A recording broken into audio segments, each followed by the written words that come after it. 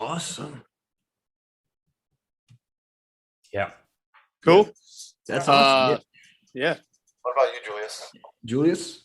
My name is Julius, playing Johnny Two Chords. I'm a guitarist, songwriter, singer. That's my main project. We're writing some new material too. Got a couple albums out, a couple EPs out, and we're booking some shows now and getting back in the rhythm of things now that it's opening back up. And I'm also a drummer for a couple of projects. One of them's named A Joke. I think we have a single out, but we'll be working on just a full length just to have that out. And another fun little project, just kind of started up. I'm playing drums for that too, and we don't have a name right now. That's right. That's awesome.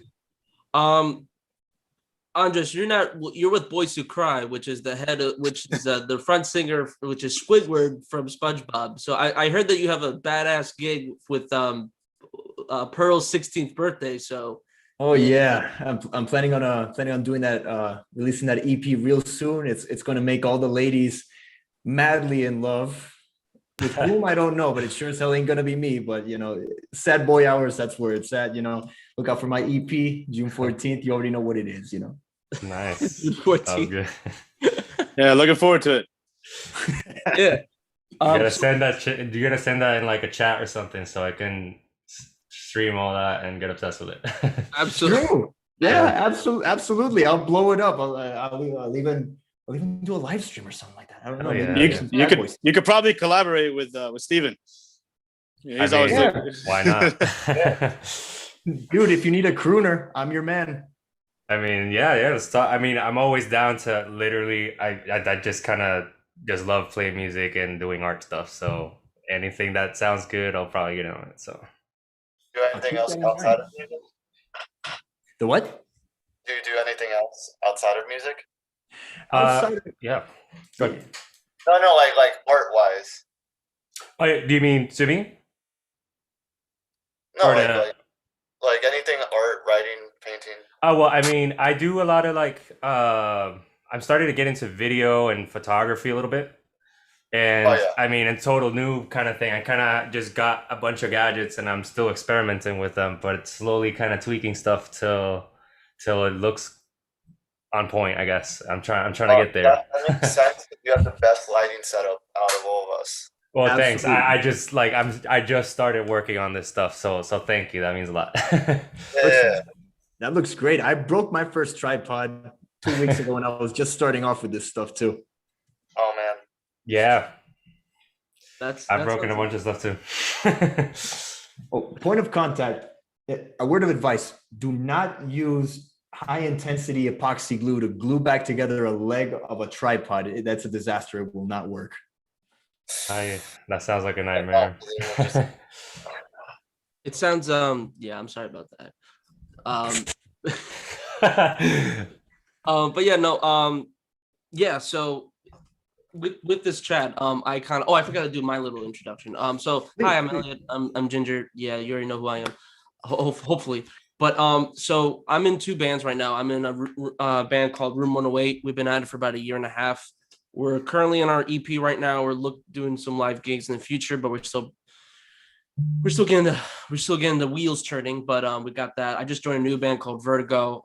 We're still working on that as well. But I have nothing out, unfortunately. But you just have to wait. So I'm gonna give you guys some blue balls. That's really all I can give you. I'm so sorry. I'm out. Have you seen the movie Vertigo? Yes. Yes. It's insane, dude.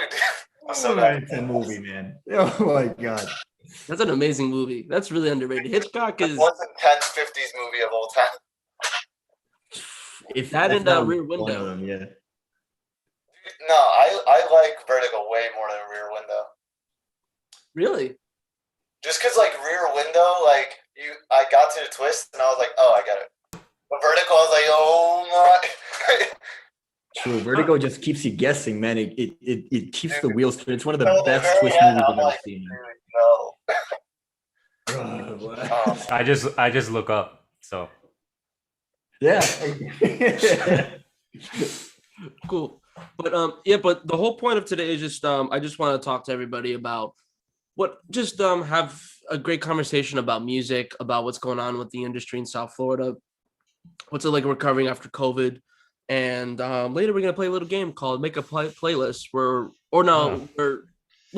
kind of where we're gonna go around and share different artists that everyone should check out in the future. So be tuned for that later today. So yeah, so I'm gonna start off with just a basic question, guys. So let's go in the DeLorean and go back. Let's time travel back in time. We're gonna go to March 2020. A scary time for everybody around the world. Obviously, it's something scary. We had no idea what it was. Just came out of thin air and just literally impacted everyone's lives. So what I wanted to ask was, what were your guys' plans for your projects? Was there a tour coming up? Was there an album coming out? Like, what was going on for you guys? And this is a free for all. Whoever wants to start can start. Well, yeah, I was starting to. We came off like a 4-day like weekend run right before quarantine hit. So then after that, we're like, all right, momentum's going strong. We're going to start booking, try to do an even bigger tour. Plan is keep getting bigger every time we get to go hit the road. And yeah, and working on some material and all that. And yeah, once the shows kind of fell through, it was like, what the fuck, And I was with Johnny Two Chords, obviously, and I think a joke. I'm like, we're probably right where we are now. Probably a year ago, we're probably in the same place. We didn't really play at all throughout this whole year. All right. Yeah. How could you? I mean, this was just too impactful to actually, make it to seem like a normal year. This was anything but a normal year. So yeah, if anything, yeah, for sure. Yeah. Okay. Yeah. So for me, it was fine. I mean, no, I was. My thing was that I use social media a lot, and I do like a bunch of ads and stuff like that. I kind of like got all nerdy about that, and I actually started getting enough gigs by when this whole thing was starting, where I had like 3 or 4 projects running at a time consistently. And I was starting to transition from like a day job onto like music. And I was like, oh my God, like finally. And then COVID hit and I lost like everything at the same time. So that sucked. But then I kind of like just did more of the social media thing because I couldn't do anything else. And then I just started doing more online stuff and like more session work and things instead of shows. And it turned out like kind of for the better. I learned a bunch of stuff throughout all that. So it's great. That's awesome, dude. Yeah. Yeah, man. All right, Lewis, your turn. The first few months of quarantine kind of broke me. I'm not gonna front. So pretty much the band plan was to release the EP. I forgot which date in March. We were supposed to release the EP with the show. A few shows coming up to that point. And then a number of shows leading up to Summer Solstice, which is May 21st, to release the album. And then have an album release party. And all of that got canceled and wiped out. And along with that, my band stopped practicing and recording for a while, mostly because our bassist, Pierre, pretty much his mom has immune disease, so we couldn't meet up at all, and he couldn't leave the house for a month, and so yeah, it was tough, and there was no practice with any of the other band. That's what I was, Corazon, Rabioso. At the time, I wasn't in Telekon, and with Carnival Barker, we weren't really practicing a lot because we weren't full band yet. And it just got me wondering what's the goal of a musician, and I got really back into writing because I haven't done that in a while, and really back into all of the things that inspire me to make art, all the reasons why I think art is important for just comfort, Yeah, it's important. Yeah, it is. I mean, you got to when you don't do it regularly and you don't do it like at shows and meet up with other artists, you start asking yourself, why am I? Yeah. And on this, definitely. Yeah. Yeah. it's just this lockdown sucks. Just the idea of it alone is it's awful. Yeah, but whatever. Yeah. Exactly. Yeah. I just went live on my own Instagram, by the way, to like get some people watching. We got a couple friends already joining in from different platforms. So that's awesome. I have Cool. to check out Good the stuff. chat. Hey, what's up, Shannon? How you doing, Stefan? Sorry, just looking at the chat. Cool. Whoa, there's a chat. Hold up. Yeah, there's a little live chat. Yeah, if you click on stream live, there's like a live chat going on. But with that, COVID. I mean, for me, I was in a band that I'm no longer with. We're okay, but it was from different platforms. which what's up, Pat Steven? What's up? Latency. Yeah, so with me, I was in the band I was with, we were Tear from Place. I was in the for a bit. We're just starting to do more gigs. Actually, that's how I met Julius, actually, with a joke. Loser Lounge. And then Lewis was with Carnival Barker at Loser Lounge as well. It's the same gig. So that's how, so that's why. But with that, we were doing well. I actually just found out that I was getting accepted to the University of Florida. So I told the guys, I said, listen, I'm moving. So they knew this ahead of time. So I said, listen, if you guys want to, I can help you. I can help you continue until I have to go and then play bass. And then that's it. Then I was also doing another band with Room 108. We weren't really doing much because it was kind of I'll be honest, it was at first kind of like a nice side thing we weren't really doing. Yeah. We had no drummer. We were just, we literally were just like a singer, guitarist, and bassist. And we were like, I was being an idiot. I was getting drunk half the time. I was just like a nice social thing. No serious work was getting done until COVID, actually. COVID hit. One of the bands I was not with anymore. Actually, I forgot. Andres was actually at the gig. He was actually supporting us. I forgot to mention that he was in the mosh. I barely remember it, but it was fun. Yeah. Sorry, I know I'll say something kind of sad. I was like, oh yeah, by the way, Julian Mr. 305 was like he was doing like a wall of death in like a cramped bar. But anyway, COVID happened, sucked. We couldn't do anything. So the one band I was not in, but Room 108 I still was in. 2 months passed by. We started gigging. We started practicing again. We didn't really have much originals. My dad's a drummer. I asked him, hey, we're not really doing anything. Would you like to come on and join us? He's like, sure, absolutely. And who doesn't want to, it's pretty cool that, a son and a father in the rhythm section of a band. I know I just said it kind of conceited, but it's kind of cool.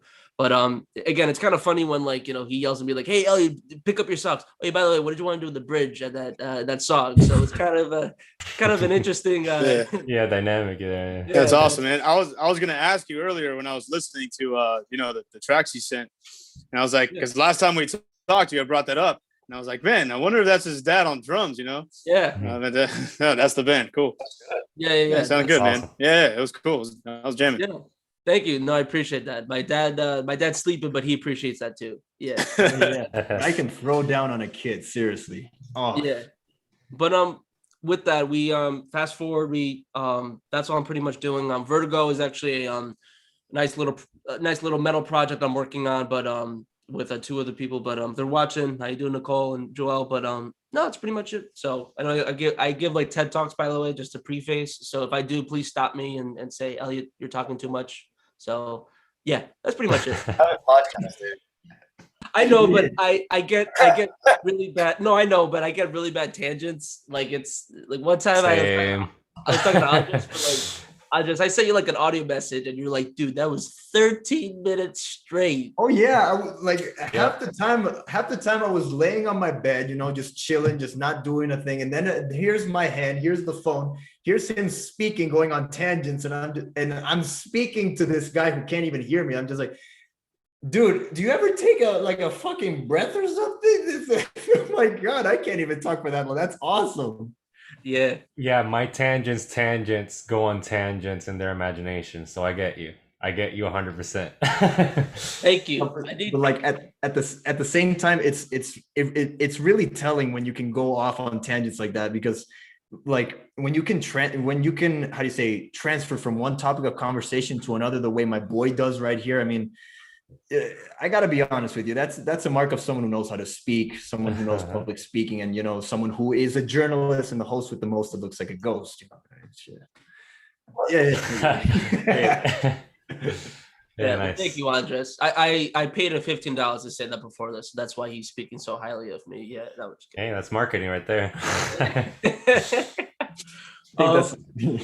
think they got my money. I'll be right now. They did.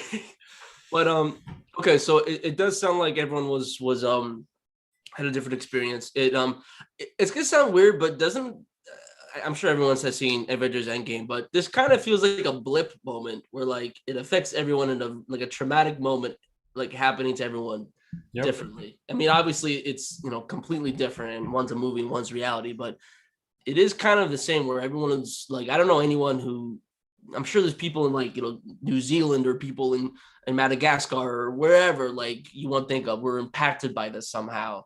Like it's impossible to think like no one was impacted by this. Yeah. So it's interesting to hear everyone's different points about like what they went through and all that stuff, Yeah. Yeah, that's crazy. But like the Pixar movie, we're gonna move onward and we're gonna talk about it was a bad joke. But I'm just curious about live shows. So we have live shows. So I never played a live show in COVID. I've never haven't done one yet, but I know a couple of you guys have. So and we're in Florida, where it's Florida. So yeah, rules don't go well with us. Not really. Yeah. Ever. So I'm just curious of what your experiences were like playing COVID. I mean, I played like once in Cocoa Beach, and it wasn't even that long ago. And Cocoa Beach, nice. man. Like you said, yeah, man. That was great. It was awesome, and like you said, man, the rules, it's like guidelines that you still ignore, like it was just like kind of a regular show pretty much, which, that was, to my surprise too. I thought that was going to be, you walk around, you didn't even really have to walk around with a mask or anything. It was kind of, that might depend on the venue or whatever. And it was, like I said, it was pretty late too. That was maybe like 2 months ago. Yeah, things were already on the verge, like they were starting to open up a little bit. What month was this last year? No, this was March. This right? March. Oh, yeah, I'm sorry. March. Yeah, but we didn't play throughout the rest of the year, throughout all of 2020 really, after February. Same thing for me. Yeah, I think it like February, March-ish is when like stuff started closing down, and that's around where my last shows were. So yeah, exactly. Yeah, they started getting canceled at that time and everything. Yeah. I would remember my band would start talking about what you call playing a show, like as soon as like October hit, and every single time we brought it up within the week before the next practice, some band would have gone through a process of announcing the show, putting out the flyers, promoting it, getting like a bunch of people enraged, giving out apologies, and canceling the show. And that happened multiple times. Like other bands that we saw, like right before we would announce the show, and we like every time. Yeah. I mean, I think it was a dangerous thing in like a bunch of cities and just like everywhere. So I kind of like get that a little bit. Like it was just kind of a time for people to just work on content, I guess, and like just see it for what it was, I guess. I don't know. Yeah, I agree. Like if I could share a moment, intimate moment. Yes, if I could share an intimate moment with you guys. The closest thing I've had to a live show was last October, actually. Like, I have a lot of instruments. Believe it or not, I have a lot of instruments in my house. And what I did is that I carved a scary pumpkin and I put it outside of my Patio? What's up? Patio? Of my patio, yeah. And I put some scary lights on it to make it look intimidating. And there were some kids that were walking around. So I said, what can I do to make this even more spooky? And so I realized that I got a distortion pedal. I had a glass, a glass, and a distortion pedal, a glass, and a guitar. So what I did is that I put the amp right outside, hid behind the curtains, right? And what I did is that I used the glass, and I really like. Okay, damn. It was so freaky that I actually freaked out one of the kids, and one of the moms actually went up and actually knocked on my door and asked me, "Excuse me, are you the one playing that sound?" And I said, "Why, yes, ma'am, that was me. Why? What's going on?" He's, "That scared my kid." And I said, "Oh, I apologize so much. Are you okay, kid?" "Yeah, I'm okay." And I said, "I didn't mean to scare your kid." And she's like, "Just don't do it again, okay?" And I said, "Well, all right. But the Halloween spirit, you got to keep it scary." And she's like, "I don't care. Just don't do it." She left the apartment, and 5 minutes later, I was back to doing it again. She came back a second time, and I said, "Are you deaf?" And I said, Oh my God. "Yeah." She was insisting on me. So I was like, "No, I'm just happy." And then she's like, "Just quit it." Okay. She was like Karen to the third degree. Yeah, but you kind of For disarmed her real. because she came all like at you, and then you're just like happiness, and she's like, "Well, I wanted to be angry, but just stop." That's a good way to deal with that because I would explode. Yeah. Yeah, and throughout the night, I just did it. She never came back, though. From time to time, she will come by like the street where I live, and she'll just look at me, and I'll just be like, "Hi." Yeah, that's awesome. Yeah. Wow.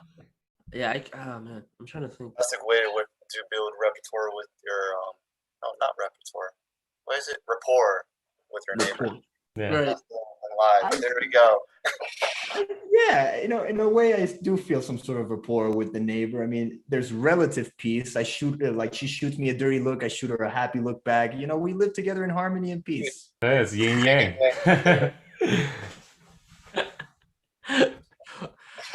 Oh man, I like to see a live stream of that, especially with the kids. October 2021, you bet your ass I'm gonna do that. But the kid needs to be scared like shit again, and then I need to see on Facebook Live. I'm like, "Excuse me, I told you to stop doing that." And then definitely, we definitely need the reaction too. From her, not just the kid. Yeah. Oh, absolutely. I'm just gonna secret cam her. Like, there are no laws that say I can't like sniper cam her and just record the reaction. The kid will be like a year older and stuff. So I don't know if I'll get the same reaction, but damn well that woman is gonna be pissed off at me. Yep. Yeah, do what you got to do, man. Do what you can. Yeah. That's funny. But yeah, no. Do you guys have any final thoughts on the question, or is there anything, or or anything else? Are shows open in your guys' opinion? What happened? What? Back to doing shows, in your opinion, like, is the scene opening up? Yeah, I think it's definitely opening up. Yeah, I feel it too. I think once everyone's vaccinated, I think it starts opening up again. You haven't got vaccinated yet? I'm double vaccinated, but I'm saying like once enough people are vaccinated, like I guess I would say maybe a year more. I don't know. By the end of the year, something. It's like I have no idea, but I don't know. Yeah, just from what I'm seeing, like not every place, not every bar, not every venue, but some of them are opening up, some of them are doing them, and they're putting together shows. I think now, a lot of people have had the time and the opportunity to get vaccinated if they wanted to, and there's still going to be regulations and everyone should follow them. But, I don't want to knock COVID by any means. I understand, the severity of it as well. But if you're willing to play, if you're willing to have bands, and if everyone's willing to, work together to make that happen, if that's what everyone wants to do, then I think we should play, in my opinion. Yeah. Even here in Utah, where the Mormon country, I see bars like the Lighthouse Bar on 25th in downtown Ogden. They have bands showing up from the underground and just playing, people dancing. I mean, as long as you know what you're doing, you keep yourself safe, just don't be reckless. You can have some fun. Just do some 6 feet mob. I forgot the name. I sorry, ladies and gentlemen. If you were to say a joke, just remember what the second half of the sentence was before you start talking. It's very important.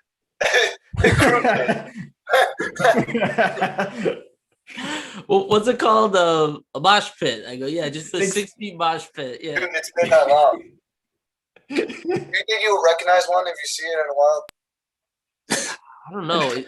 I think it might be like a hurricane. Because I'll be like, what's going on here? Like that. Oh, dude, wait, what the fuck is it? Yeah. What's this? I think the more appropriate question would be, when and where am I getting out of it? And more importantly, am I getting out alive is the real question, Yeah. Dude, if you did, it's a weak ass mosh. True. It depends on where, because I when I saw Slayer in Orlando, man, those matches don't fuck around. No, they are lethal. They really are. Especially like bands like, I saw Cannibal Corpse and Lamb of God around 2 years ago. My little brother wanted to actually join that mosh pit that was going on, but my mom, being I don't know how she does it. I don't know how flexible she actually is, but she actually jumped on top of my dad, leapt on, and actually caught my brother and dragged him back inside. She's like, "You're not getting in that mosh pit. You understand?" And I was like, "Damn, mom." I never heard of a kid like, "Oh, can I go, mom, please?" No, sit right here and watch Slayer next to your mama and papa and little Andre. Yeah, and another thing is that your mom is actually tackling you, man. That's crazy. That's hilarious. Well, that and also your mom is the only person I know who can sleep during a Slayer concert. Oh yeah, she fell asleep during if you like, that's a measure of a woman right there. The fact that she can sit like 6 feet away from a subwoofer speaker, like freaking Angel of Death plays right next to her, and she falls asleep like it's nothing. I feel that like maybe it's just a cocoon of vibration, bro. It's just like the ultimate fucking massage chair of like. I just don't want. Yeah, I'm more impressed, how she had to get to your brother in order to tackle him. How many other people did she have to, mess up, on the way to get to him? Exactly. Like, that's not easy. None of us were expecting that. No, absolutely not. Oh, that's crazy. I can't believe that. That's crazy. Yeah, no, that's wow. No words. I'm astonished. I can't do that. The only thing I really sleep to is like, watching the Rogue One, boring Star Wars movie. That's pretty much it. Whoa! I got something to say. I have something to say. You had a hot take. The best Star Wars movie. Okay. Yeah, I'm on your side on that, man.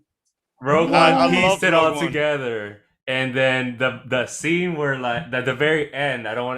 Can I spoil stuff? Is it old enough so I can say it? Is that really a spoiler? There's people watching. You gotta say it.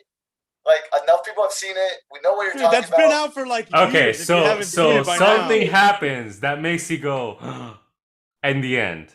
That's all I'm gonna say. That's all I'm gonna say. The lack of plot armor. Very specific. Okay, dude. Well, like, you can't say that and then have the mythical, episode 5. Like, episode 5 is sacred.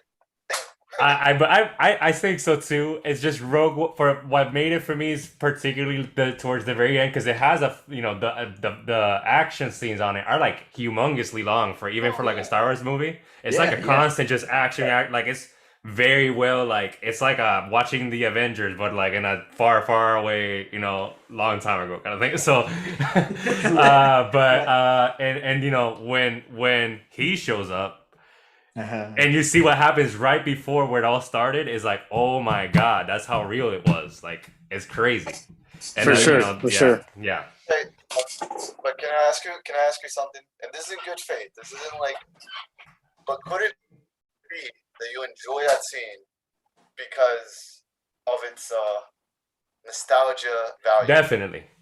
Yeah. That is Okay, within the that's something else context to of consider. I've seen everything else and I'm up to the movies, and then I saw that and I was like, oh my god, that was like so impactful, I guess, that I was like, favorite Star Wars movie in recent memory. I'll give you that one. That scene made me fear the man that we're talking about again, and it was an amazing scene.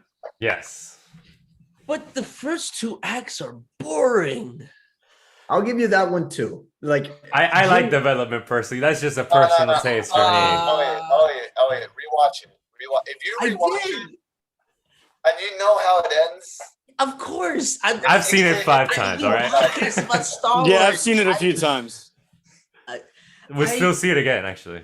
Well, the only characters that I cared about were K2, Chiru, the I'm one with the Force is with me. Like those two were the best and most dynamic characters in that story, man. Like seriously, I was hard he died, but when Jin Urso # Jack Spicer comes into play, and you know, she's just, to me, there's not much to her. She's just so stoic all the time, minus that one scene where she cries before like something happens to the dad or something like that. But he dies. No, she just. Oh yeah. Dude, you could have watched through that anyway.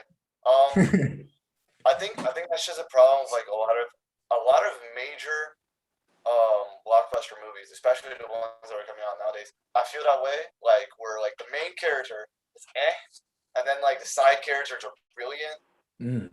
But I think it's like, okay, I think it's because like, especially when it's like kids movies, the people who are marketing this are like, okay, we got to make it feel like any kid could be the main character.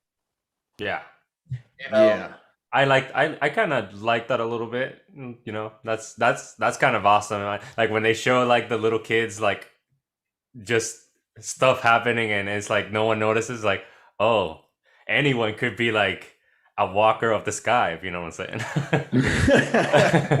I mean, listen, I get that part, but I feel like it's a lot more interesting when, like, you know, especially like me, the characters that impacted me most are the ones that I go, that's definitely me, not because of lack of character and I get to fill in and project how I want, but more in the sense of like, I didn't think someone would be that as weird like that, you know? I guess it's good. There's benefits from both. Like a character is relatable, you know, and then there's specific. I like, you know, going to anime real quick. I'm like Itachi in my head. Like I want, you know, big ego, but like that's like who I look like up to kind of thing in anime.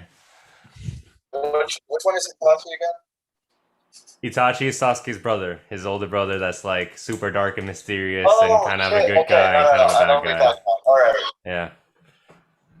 I saw a lot of Jiraiya in me when I was a kid because like, well, I had back in the day, like I wasn't supposed to be watching Naruto, especially the parts with Jiraiya and all his pervy sage wisdom, you know. And when Tsunade came in, that was just that was the best moment in my 8th grade self, like incredible. And then my mom saw me watching and she's like, what are you doing watching? I thought this is a kid's show. And I said, it is a kid's show. It's rated TV PG. Can you not see this? And she's like, look at those boobs. They're huge. And I said, I know. You want to watch with me? No, turn that off. Damn. Yeah, I watched that anime and like, I saw it on TV whenever it would come on, but like I'd say in 2018, 2019 is where I like sat down on Hulu and watched the whole thing, like from Naruto episode 1 to like the end of Shippuden. And man, I saw it as an adult, so I kind of like got different things. It was like super, super cool. Yeah. Wow. And what a time to watch it, huh? Yeah, man. I mean, yeah. I watched sometimes an episode a day, and sometimes I binged the shit. But like, it took me like a good year. Like, it took me forever. But it was sure. It's a big anime. So, and I'm not like a person that like watches a bunch of stuff, but for a good while, that's all I was into. So, wow, that's dedication. Yeah. Thin Lizzy dedicate. They have a song. Yeah. Dedication. Yeah. Shout out to Thin Lizzy. But wow. I don't know. That's how many seasons of Naruto are there? Because my girlfriend was trying to get me. There's at least 3. There's at least 3. At least 3. I would say a little more. I think there's like, because the thing is, I remember back in Puerto Rico days, I would watch that shit by downloading on iTunes by volumes, like it was comics. And it wasn't even seasons or anything like that. And I think the whole structure is even different. But I think on Hulu, what they did is they put, and this might be a life hack for people trying to skip the fillers. Like one season was like meat, and then one season was fillers, and then another, like it was like that. Like they separated it like that sometimes.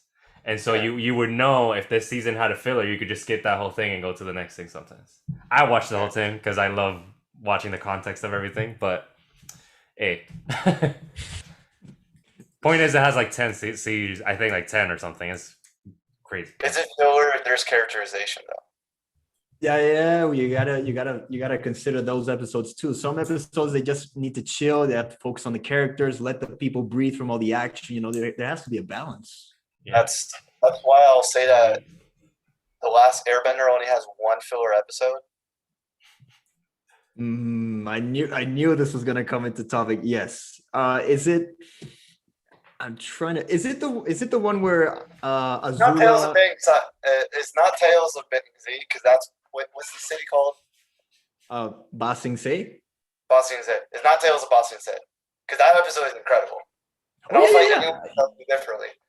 I agree. It's a good episode. Yeah. I'm talking about the one where Azula and her wrecking crew and freaking Zuko, they go to the beach and just chill out. No, that one is also characterization. Gotcha. You're right. Where they, I think the one where what's the water girl's name? I'm so terrible with names. Same. Same. You know what? It'll come back to me. All right. You guys want to talk about recording? Sure. Let's talk about recording music. Let's do it. Sorry, I was in Nickelodeon mode. I forgot we were doing. Right. No. Well, I wanted to see what you call it. What do you guys record during the quarantine?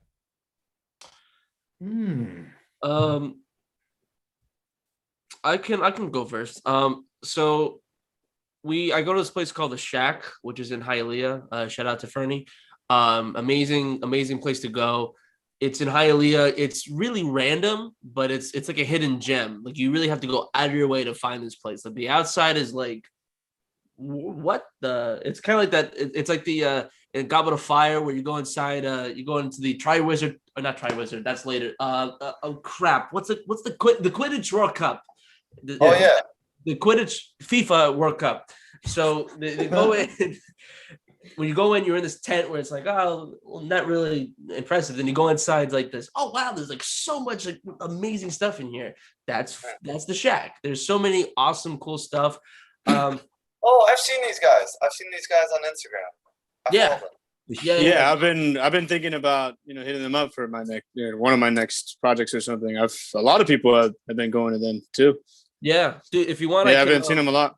If you want, I can send you the Instagram so that way you can contact him and he can. No, I follow them but recently, I kind of saw it and followed it so I could check them out. Once we're ready to go back in, probably going to be an option. What happened? No, I said never mind that. You're all good. Oh, we'll see. Yeah. No, but yeah, I always we're Freddie's a great guy. We've been practicing forever. I've been practicing for about 2 years now. Room 108, we got 4 songs together. We recorded it, the tracks. We changed singers. So now we're still kind of figuring out our style. We actually just started doing covers. We actually learned a ZZ Top song. What's the song called? Nasty Dogs and Funky Kings or whatever. But we're just learning songs, recording. But right now we're just recording. I think I said some of the tracks to you guys. But no, it's we just recorded it. We're just kind of figuring out the singer. Then That's right now. And the other group I'm doing Vertigo with is we're kind of doing the same thing, but I haven't learned one note of them, but we're getting there. But yeah, that's what's going on with me. Vertigo's such a cool name, man. I kind of just love that name. Yeah, I agree. Vertigo. Yeah, I'll tell. Yeah. Yeah, no, and you can totally make jokes about vertigo. Like I said, look up. It's like you could totally make that shit into like a meme. Oh, for sure. You could. Yeah. You could. You won't go psycho. No, dude, you gotta be like, hey guys, we have about to drop an album. Sorry, I was too busy looking at my rear window. Yeah, man. Yeah, but yeah, let's get back to let's get back. Well, how was recording there? Like during the quarantine, during COVID and all that. How was the studio? It was kind of interesting. It was I to be quite honest, this is the first time I've recorded ever.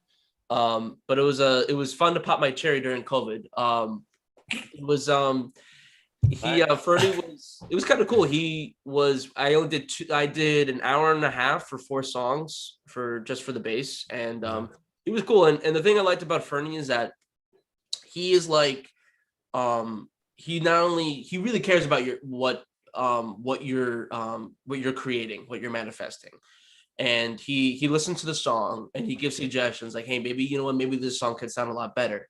And then you try it and it's like, okay, this actually it makes a song more whole. Like one of the songs we're working on is we kind of had this nice funky beat to it, and he was like, there's something missing, and then he created this lick for a guitar lick for our guy Peter in the band, and it made the song so much better. And now it's like I hear it, it's like I can't unhear it now. So that's the cool thing about it, is that he really not only does he record it, but in a way he really is kind of like a recording, like he's kind of like your record producer, but he just does it out of like, hey, this is, if you want to do this, that's up to you, but that's something that I would like to recommend. But he's a very down to earth. That was my experience, and he helped me out with notes and trying to figure out like hey, you know what, you should try this or try. Like there's times where I change my part. Actually, he's like, nah, that doesn't make sense, you got to do this. And then he has like almost, I don't know if he has perfect pitch, but he can go here. Like he just knows. And I'm like, okay, yeah, as long as it's the right, it's the right move at the end of the day. Yeah, it's great. Yeah. Did you guys have to like go like separately, or like were you able, like did all you guys were able to go and just hang out and be there at one time, or?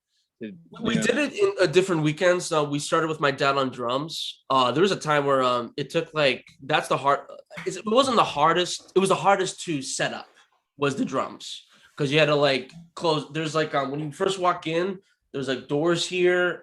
There's like when you walk in, there's a his office, his little to record is here. Then you go out of his office. You go straight down a doorway. Then it's like this practice studio, recording studio, and it's a bunch of like he actually has a Star Wars quarter. He has like a Jabba the Hutt and Watto creature from episode 1. And a little side note. Anyway, but then he got my dad's drum set. He mic'd everything. Took like 3 or 4 hours. Actually, just the former singer and guitarist and I, we went out to like get a cup of coffee because it was taking a while. So after that, we got the elect in. I think we maybe did 1 song that day, and then the next day we just left it there the way it was, mic'd up. Next day, early in the morning, we all went in. He just did drums, and I think later we did bass. So for a whole weekend, we only did like drums and bass. And then the other weekend, I couldn't make it because I was unfortunately at work and I couldn't switch with someone. So my dad came in to see Peter do the guitars and then the singer as well.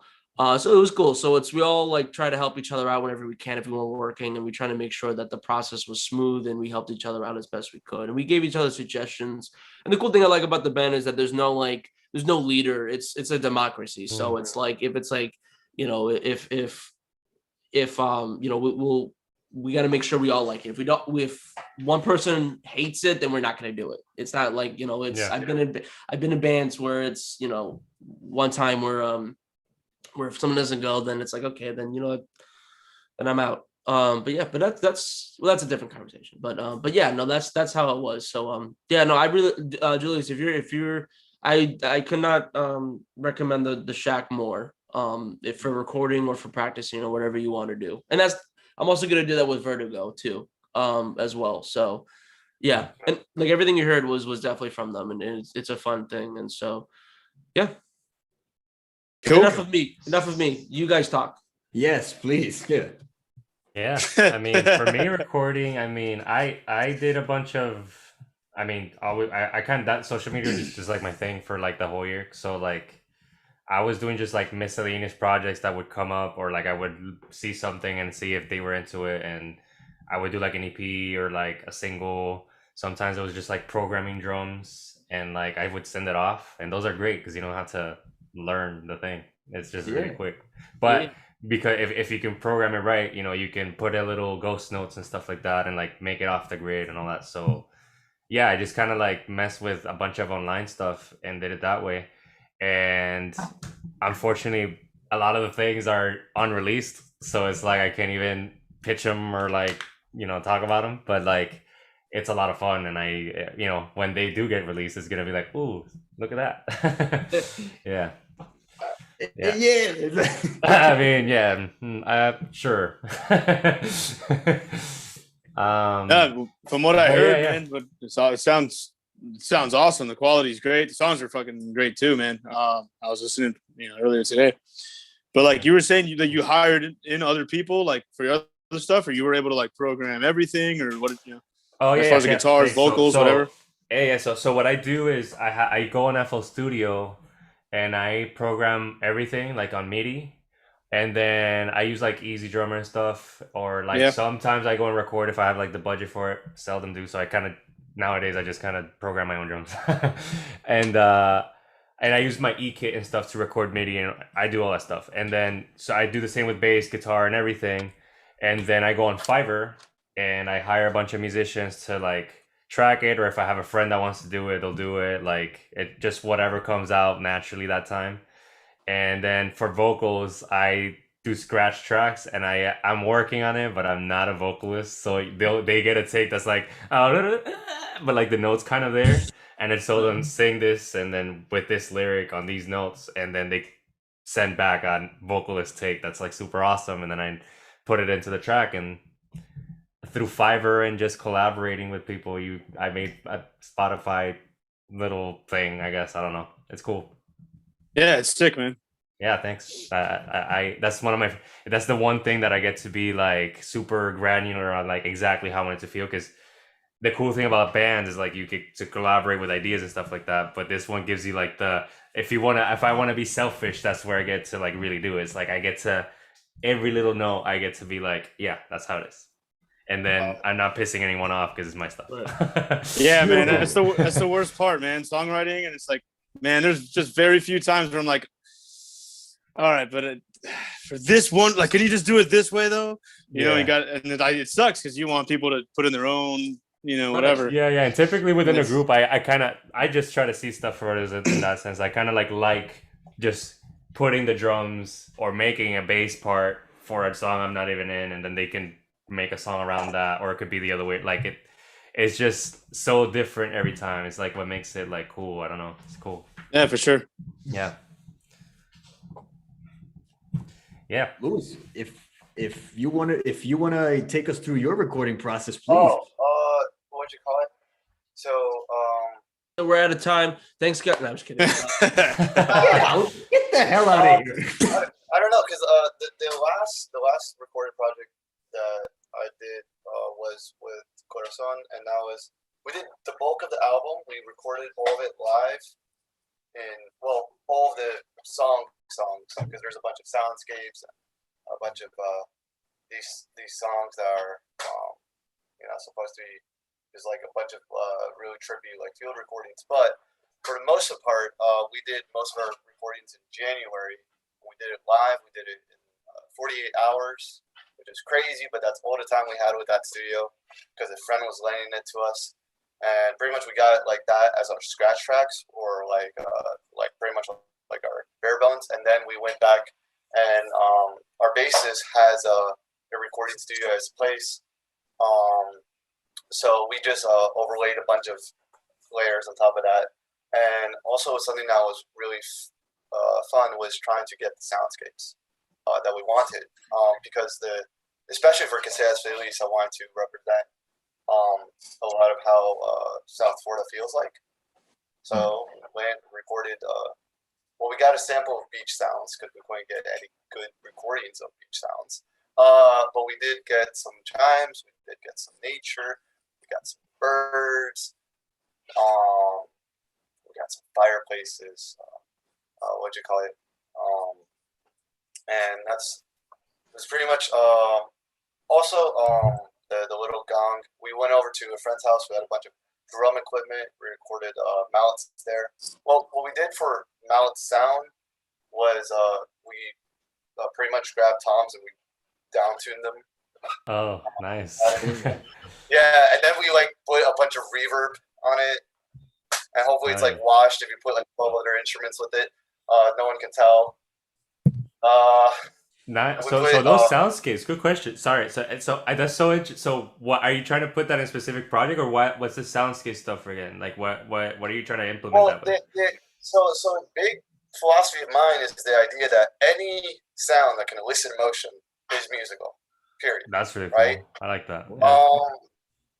Because it comes from the idea that like a lot of film directors have, especially the really weird ones like David Lynch, where like there's images that don't make sense, but they elicit emotional response. Yes. Put in, I love that. Yeah. Or the story, in the long run, because that's what people are going to remember. And anyone who's seen Twin Peaks can definitely attest for that. Pretty much, I was thinking like that for music, and I really like a lot of the soundscapes that get placed in, say, like anything from like hip hop. Like I love the production on To Pimp a Butterfly. Yeah, man. Yeah. Do you agree? Absolutely fantastic.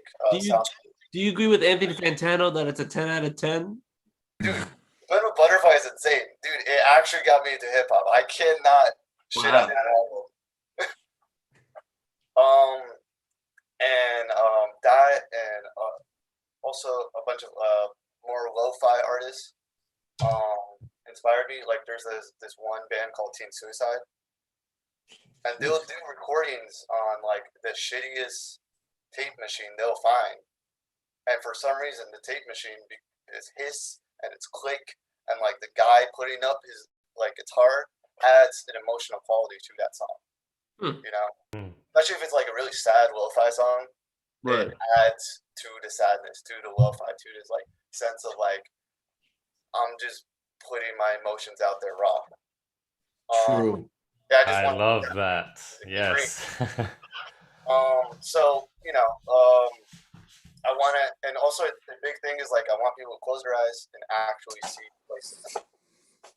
I can definitely see myself in a certain kind of situation where I would sit down and listen to like fireplaces with a bunch of drums in the distance or something. Create like that sounds super interesting. If anything, while I'm cleaning the house and like an adventure, I'm just weird. I kind of love all that crazy shit. Like man, yes. Is that gonna be released anytime soon or anything like that? Well, Canessa's release is out. Yes. That's you can find it on Spotify. It's about, if you have an hour and 10 minutes to yourself, put it on. It's a great road trip album, I think. Yeah. I'm gonna play Minecraft with that. Yeah. What do you call it?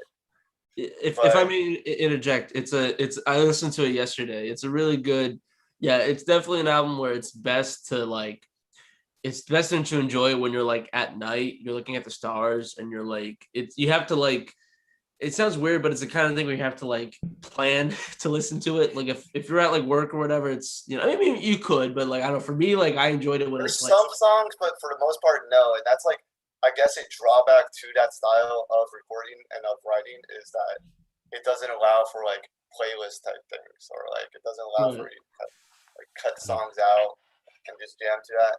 I guess we're having the EPs for that for the most part. Okay. But it's just, I'm trying to go to like the Pink Floyd thing of like, you put on Dark Side of the Moon. You don't really cut out songs from Dark Side of the Moon. Right.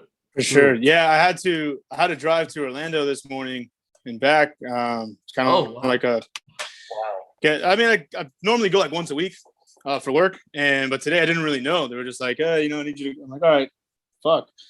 And I'm like, all right, well, perfect. I could really listen to everything else, and it's like, yeah, I mean, I got to listen to the whole thing in its entirety. I didn't have to take anything out or anything, which was cool, and I loved it. It was awesome, and but yeah, you definitely make a point. Like a lot of the times, I was sitting there like, man, I really I want to put this on in another setting. Like this is cool, and I wanted it. But yeah, I definitely want to put another setting. But what I like one of the things I liked a lot, and I don't know if that was what you were going for, but kind of ties in is kind of what you were saying. Like that intro, kind of like it was able to like express like a concept for the whole album. If that was that, I don't know if that's what you're trying to do, but I kind of kept like, I don't know, it kind of set the tone for sure, even though it was something so super different. That was cool. I just wanted to add. Thank you. I just wanted to make a super what you call it, spiritual sounding album. I guess that's pretty much it. The entirety of that first poem there. It was an experience for sure. Yeah, thanks. I've yet to listen to this album, but rest assured I will, and I will give you a critique on it. I will. Dude, roast me.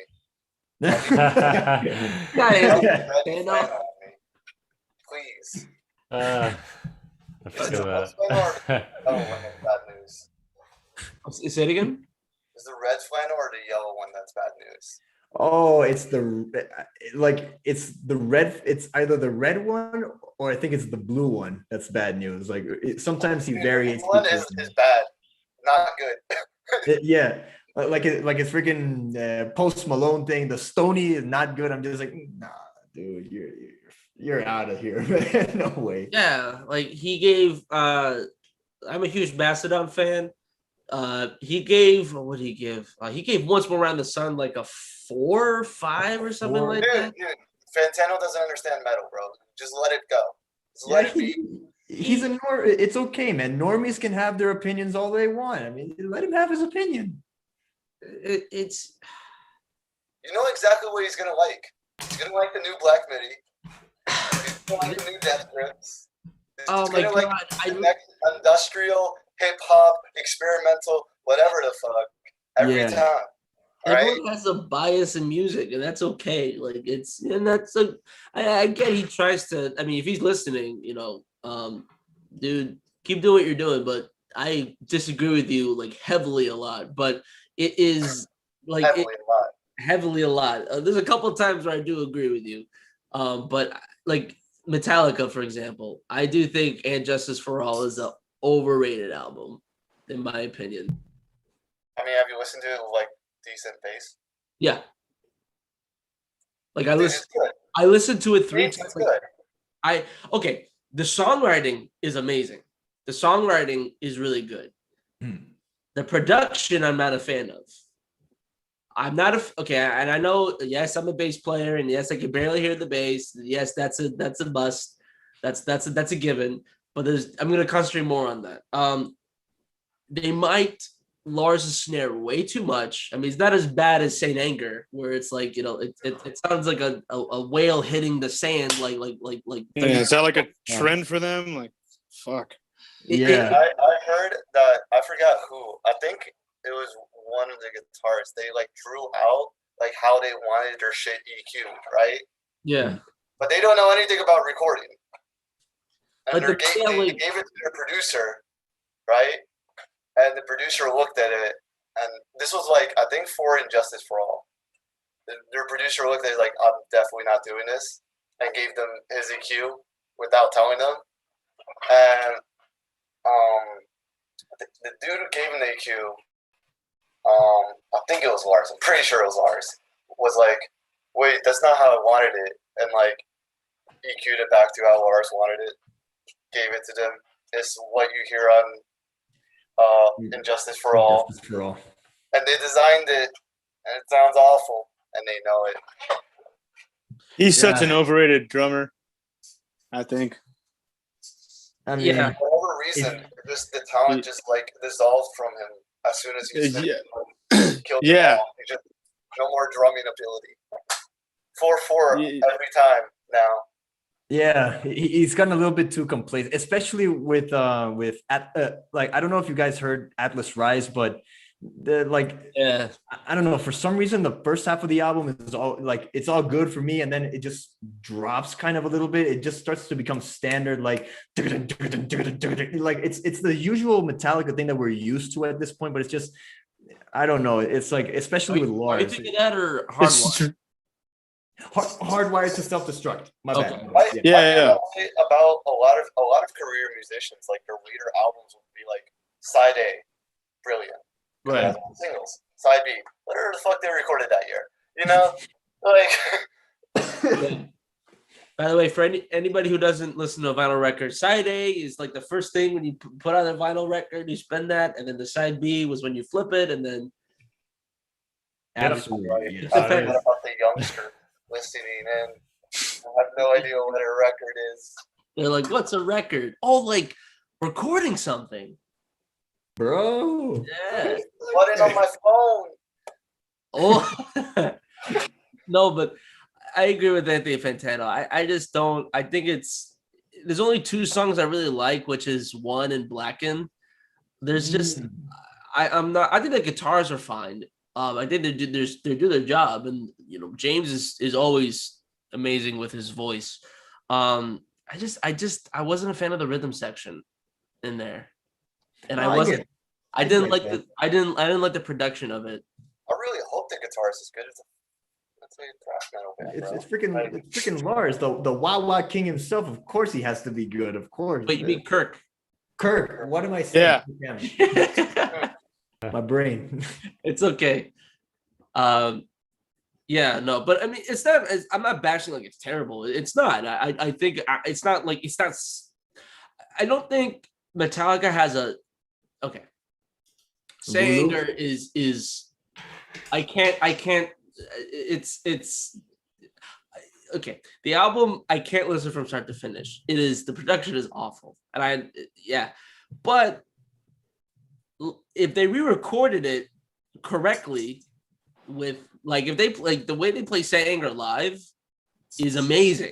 It sounds pretty badass, and it actually sounds great. And when they did that S&M 2, when they did All Within My Hands, holy that was crap. great.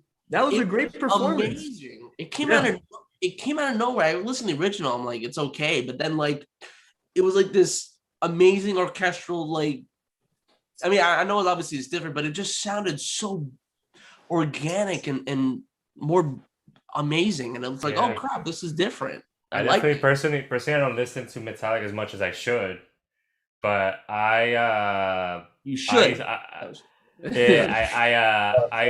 whenever I see them, most of the times, I watch a live concert and it blows my fucking mind. And a lot of times I don't even know the songs that are happening, but I know they're just destroying that shit, in Antarctica or wherever the fuck. Oh yeah. I just love seeing that band live, if nothing else, Yeah, it was when they played the Hard Rock. I got to see them. Lucky enough, it was fucking awesome. Yeah, no, they killed it. And the best thing, what I loved the most, is they played everything from Kill 'Em All, all the way. They played something from every album, their whole, it was all mixed in together, and it was just, it was awesome. You don't see bands in that caliber that still play shit from the first album, Yeah. Yeah, and it was cool. I turned 18 that day, so I was definitely popped his cherry with Metallica. Wait, say it again. You popped your cherry with Metallica over your 18th birthday. Sweet, man. Yeah, that's the way to do it.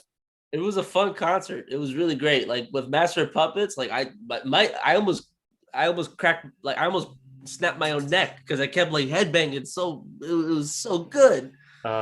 Yes, I had a similar experience with with a band that they play with and stuff. When Avenged Sevenfold went to Puerto Rico, I lost my neck and voice.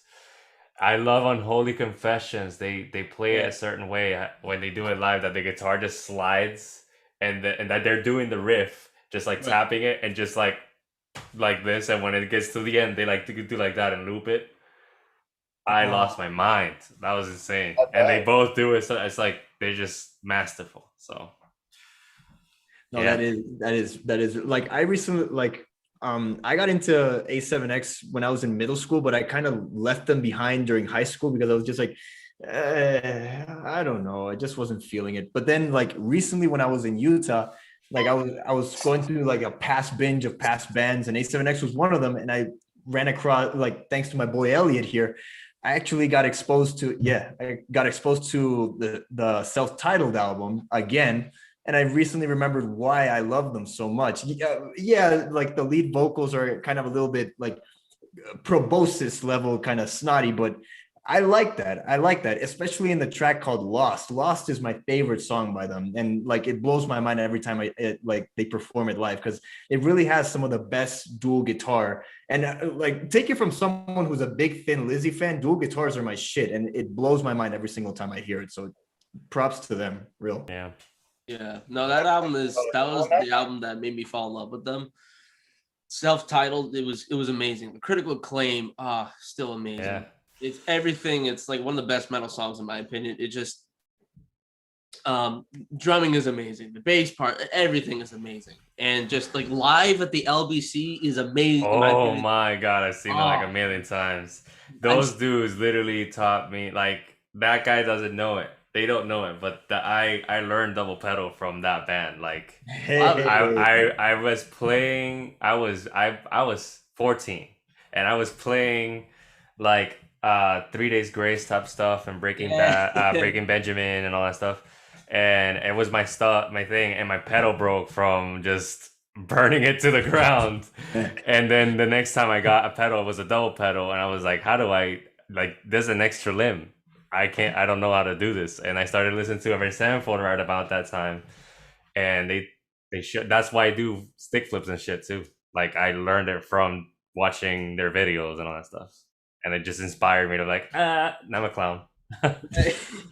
Yeah. Rest in peace to Rev. He was gone too. Yeah, man. True. He was amazing. But did you guys listen to The Stage, the most recent album?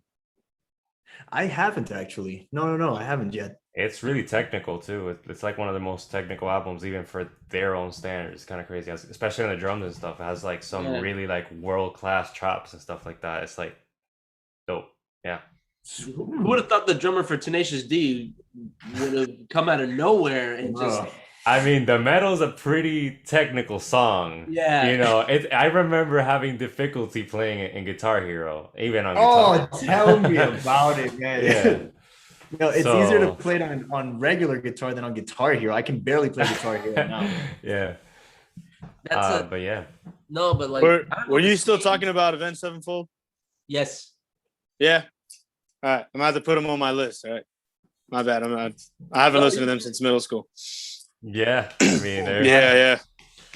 No, they're pretty good. They're I can send a couple of tracks if you want, in the chat, because there's some good songs that really like. The Stage, in my opinion, the most recent is I don't know, it's good. I don't know, it's some of the songs are kind of gettable. There's a couple I like, but they are technical. But I don't know, I'm not in love with it. I love The Stage. The track is amazing. I love also Exist. Blew me out of the water, especially with Neil deGrasse Tyson doing the voice dub, I guess, or when he talked about it. It's the narration of it. Yeah, he did a little bit of narration in there. It was kind of cool, and it's definitely one of those. It's a good album. I mean, it's pretty good. I mean, there's some songs I'm not really. It's a good. It's nice when you listen to it, but then it's kind of, for me, it's kind of forgettable. Like Paradigm, or what's the other one? Setting Disposition for me was kind of, but like I like Goddamn, it's a good song. But Goddamn, yeah. But that's just me. But like, I mean, if have you like Steven, what did you think? Did you listen to Stage, right? It's not like an album that I've listened like all the way through a bunch of times as I usually listen to these albums, because I love Avenged Sevenfold, but I kind of fell off of it. But I kind of did listen to like especially like towards the first beginning of the songs. I was like already like, what the heck? This is like, it's just I think they, because the Hail to the King album was the total opposite. It was like they Yeah. simplified everything, super Yeah. almost like a modern day Metallica revival kind of shit. Like, but like I actually liked the production. It was like big sounding and the drums were all there and shit. But the technicality was like super simple, super like to the like to service the song or whatever it is. But like this new album was like a total like different thing. It went back to like as techy as they have been, and yeah, it was impressive to see and hear. Yeah. Like Hail to the King was a pretty like bluesier Black Sabbath sound than before. Yeah, yeah. Because before that it was Nightmare, which was like Yeah, and that and Nightmare have was Mike Portnoy. So yeah. Yeah. I love that album as well. And the music videos that they had, they like really stepped up their visuals and stuff. And they started to be in all the Call of Duty albums. Like now I imagine like Hail to the King and like I just remember like that map where it's like in the no man's land. Yeah. Like I think I made that up or they have a track in there that's from that album or like around that time or something like that. It was is this Black Ops, because they did all the songs for all the Black Ops games. I know the first one is it was the first, I think it was for Zombies. It was no, that was Not Ready to Die was Not Ready to Die. Yes, yeah. That one came up in like the film one where there's like a big actor crew guy like following you the whole time. I think it was in that one. Yeah. That sounds right. Yeah. Then the second, to me, the best song it was "Carry On." Like the entire cast is in that, and then Menendez, what the fuck are you doing, Menendez? And then he does that sick guitar lick. Yeah, I remember that. We did in the podcast, we were talking about video games, and I mentioned about how I liked Avenged Sevenfold because of the songs on there. Yeah. And before I play any Call of Duty game, I just saw the music video when they were in the game. And then like M Shadow was like, Menendez, what the fuck are you doing, man? And then like, hey, god damn it, like our fans are out there. Stop fucking saying "Está bien, señor." Like my bad. Like and then like and then he says, I forgot what he said in Spanish, but like he was just like, sorry. And then I was like, why are you an asshole to this guy? Like he just seems like this quiet guy who's in the corner, and that's it. And then I played it again, and I'm like, oh, that's why he's treated like a piece of shit. Like, yeah, I get it now. Yeah. But anyway, yeah. But no, that Carry On is an underrated tune, in my opinion. It's really good. But yeah. I'm sorry. I feel bad for. I feel bad. Lou, I know Julius said that he's gonna listen to them. But Lewis, do you have anything you want to contribute or anybody really? No, dude. What do you think Metallica's a huge influence on you? For me or for anybody? I definitely feel that this is gonna be really surprising, especially if you heard the album. I think my most listened to album is either Dark Side of the Moon or Ride the Lightning. Oh. Actually, just because freshman year of high school, I was obsessed with Ride the Lightning. I wasn't even into music, just that album. It's a good album. It's great. Yeah. I don't know. What do you guys think would be surprising if people found out you were influenced by it? You guys talk. I've talked too much. You guys go ahead. You guys go. I'll just say it. I love Justin Bieber with all my heart. Yeah, believer, man. Yeah. I'm a believer. I believe it. He's part of Boys Who Cry. Yes. Exactly. He's a boy that cries. What do you mean, Andres? What I mean, it's all about you, girl. That's all I gotta do. Yeah, man. So yeah, Justin Bieber his lyrics are super mature, I think, nowadays and stuff like that. And I really dig the last couple albums he's done. He's got like some special messages there and like yeah, that's something I what probably not the most expected thing, I guess, but like I don't care. Yeah. It's awesome. Oh, it's all good, man. Yeah. Like, Hey man, listen, I will actually defend Harry Styles' last album. Yeah, man. He's For dope sure. as fuck too. Yeah. The last album was actually great. I got no problem with it at all. Like, yeah, the watermelon sugar, like that's a jam. But I think I like that song called "Adore You" more because it has more of a chill vibe to it. You know, it has more of like that funky vibe that I like a lot. And Harry, like, I don't know, Harry. I remember there was an article back in the day that compared Harry Styles to Mick Jagger, and I think, in my opinion, I think so far Harry Styles has had a better solo career than Mick Jagger, at least, because I can't name you one solo Mick Jagger song, but yeah. There's the one he did with Bowie. Oh, dancing Yeah. in the streets. Oh my God. Great, sure. True, but like that song back in the day was famous because of like the controversy. Like, oh, were they in bed together? Or, oh, did David sneak by to go to visit Mick Jagger or something like that? You know? And Oh, people see Bowie wear tights once, and he's like, definitely gonna. yeah. Look at him go. But like, That boy ain't right. like what? That boy ain't right. That boy, no, he needs some milk. No, but anyway,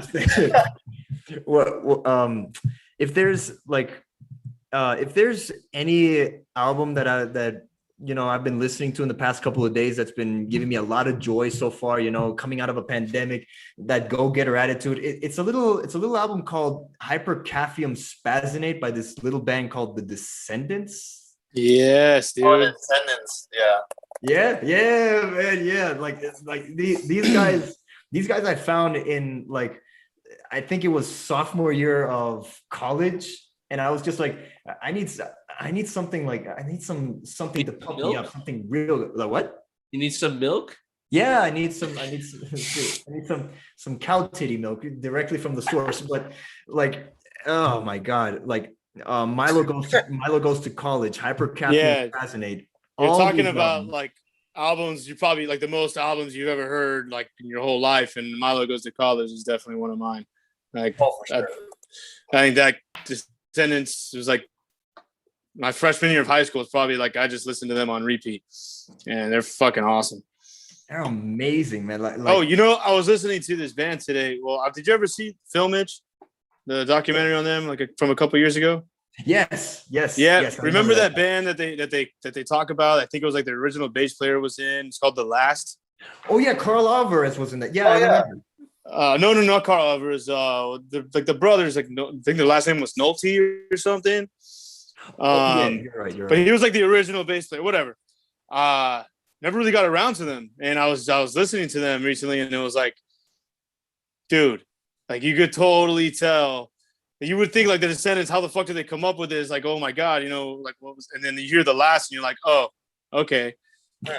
This is like, it's weird too, because I think they had a later album too, or whatever. And I'm listening, I'm like, this is like Descendants meets Weezer, but like 100%. But you still throw in like that surfy psychedelic stuff that they were influenced by. The Last, check them out. The Laughs? The Last. Got you. Yeah. Hard to find, but yeah, if you like the Descendants, man. No, absolutely. And like, speaking, like, since we're on that topic, like I've noticed that the Descendants have, like, they only had it like around 6 albums or so. They have not released that much material over the span of their career. Like, I remember Milo actually went back to college, like the lead, Milo Ackerman, and then the remaining members went and formed a band called All and made 2 albums together. No, All has a lot of albums. All kept on going for a while, and they didn't get and then they, like, I think they got Milo back in like sometime in like the 90s, and then a couple of years after, years later again with with that album you were just talking about. Yeah, all has they got a good, like, strong catalog. They went through like 3 singers. 3? Oh my God. Well, yeah, so technically the Descendants has like 4 singers.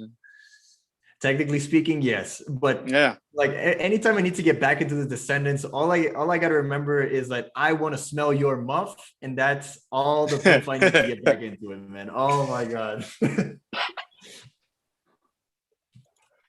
Gonna listen. I listened to Milo Goes to College actually after we had that talk last week, and I was telling Andres that like I'm not really into punk, but I actually liked it a lot. It's an amazing album, dude. It's a lot more fun than most punk albums. Most punk albums are way too angry. Yeah, Like, as teenage years, you're like, you have to be into it at the time, or else like no one that's like over the age of 22 gets that angry anymore. Yeah, like, maybe in a divorce setting, but that's not gonna be punk. Like, yeah. In a divorce setting. I don't know, because like I was a really angry kid. That's why punk appealed to me. But now I'm like, I divorce can't be angry all day for no reason. I mean, I'm a metal dude, so I'll defer on that when I get mad for like whatever. I was gonna say on the day.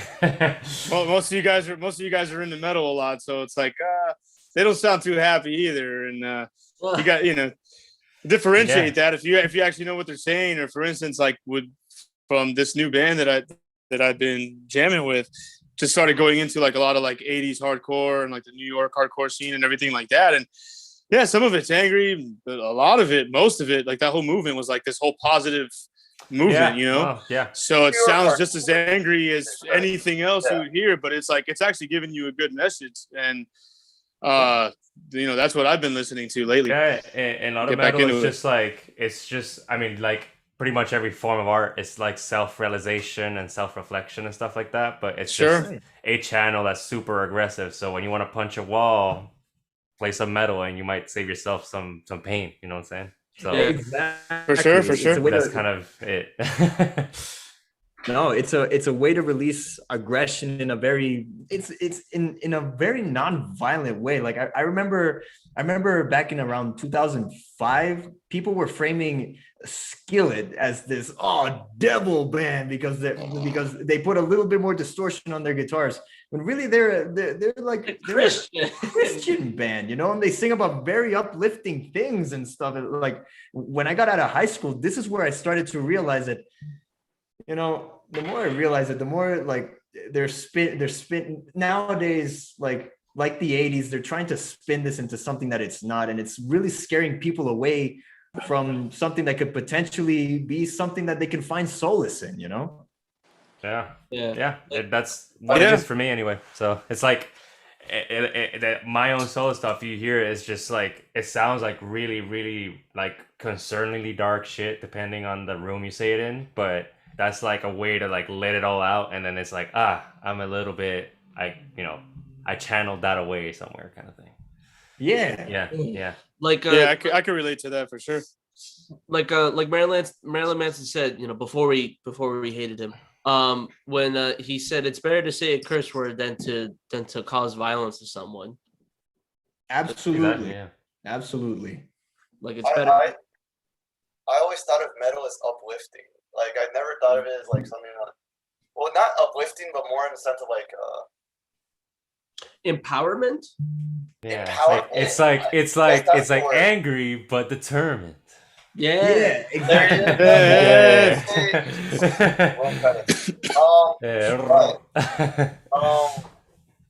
Also, shoot, I was gonna say something else. You guys ever heard of white metal? White metal? White metal. Yeah, it's black metal with Christian lyrics. Oh. Yeah, no, it's like a real thing, and like it's weird. The Skillet thing was weird because I'm like, there's way more aggressive. Yeah. And the metal thing being evil is weird because the first few metal bands were not like even like on the thing of like, we like violence. Like Paranoid is an anti-war album.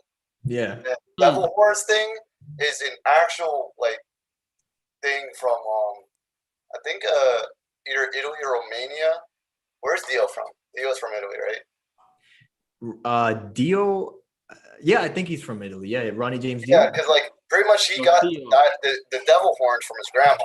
Because grandma is like, or to ward off evil spirits, you got to do this shit, right?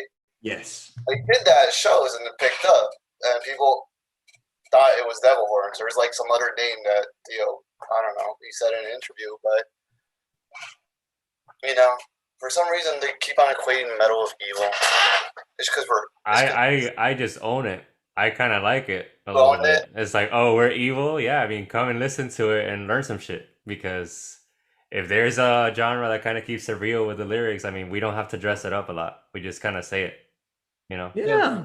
So- And I'm of the mindset of that you shouldn't censor any type of expression. Like by a logic, like if people frame a certain type of expression as batshit insane or crazy, or it shouldn't be listened to by the kids, then I believe they should be given a platform just so people can find out for themselves, make their own opinions on about if these guys are evil or not. If yes, if you don't think so, cool, join the party. If not, you're an idiot. No, I'm just kidding. Yeah. Wait, hold up. I don't mean to be super rude, but do you think that at what point do we say no platform? Oh, when there's violence, I would say. When it's like Yeah. hurting people for real, I would say that's the line for me. I mean, Or like inciting violence or anything like that. Like anything that's like about hurting someone else, like actually. Right. I would say, But I mean, yeah, that's what I think. Or when you take something really out of context, that's not what it was in the beginning. That can kind of go with violence or without violence, like trolling or stuff like that. Yeah. Just be mindful that, if you have a platform and a message, people are gonna hear that, and you might be thinking you're funny, but sometimes it's not funny, and you gotta be mindful of that shit. So. Yeah. exactly. Yeah. Like there's only one artist that I can think of that, like, not only is his stuff not really that good, but I really don't find it anything, and it's the music of Gigi Allen back in the day. I mean, Yeah. that guy in concert, Yeah, dude. I don't. smash himself in the head, beat women, beat men, Throwing everything. feces to the crowd. Yeah. Yeah, dude. Dude, I've never been a fan either. have you seen an It's interview, like, dude? Yeah. Yeah. Like, dude, it's actually really haunting because this man has no doubt in his head. There's no like shame. There's no like wall of like That's so... hiding something. It's just like first thing at his mind, spit. Like Yeah. I mean, that's a cool thing too, though. It's kind of very entertaining to watch. I'm not gonna front. No, But it is. he's definitely not a person that would have a Twitter nowadays. That's for sure. Oh yeah, he would get I canceled. tweets it, he'd be like every platform. It would be like Trump, like even Pornhub blocks him. Like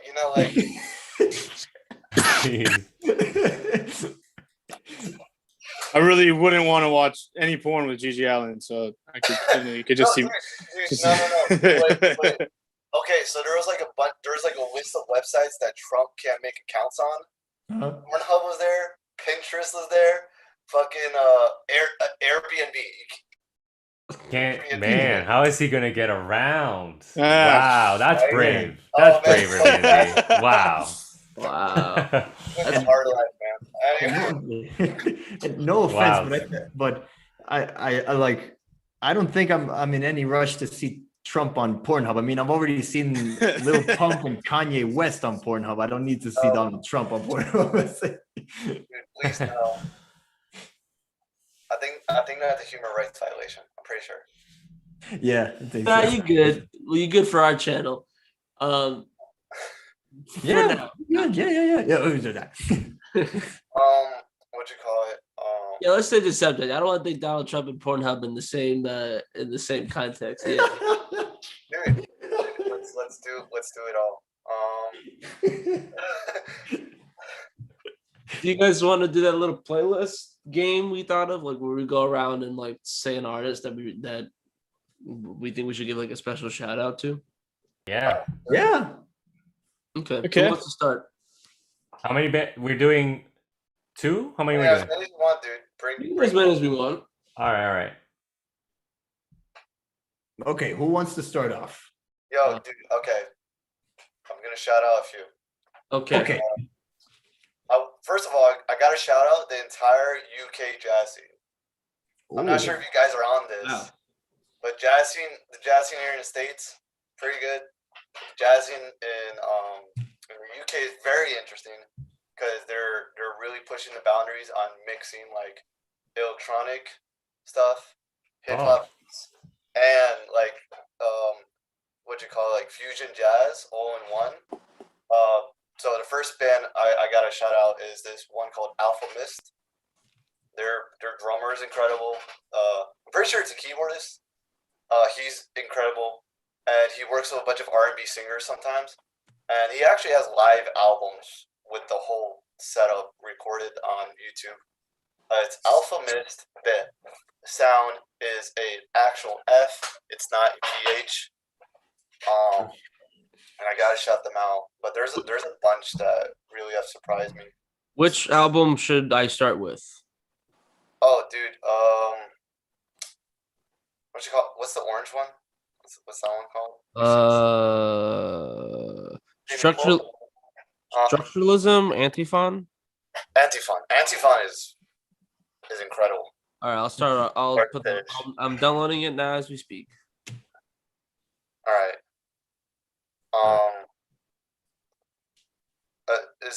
Are you guys fans of Zappa?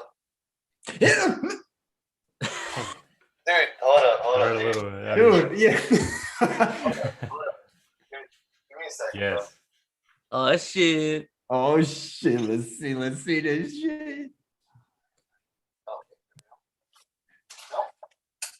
Dude, I have a whole spam fest of Frank Zappa on my Spotify, man. Give me a second. Okay.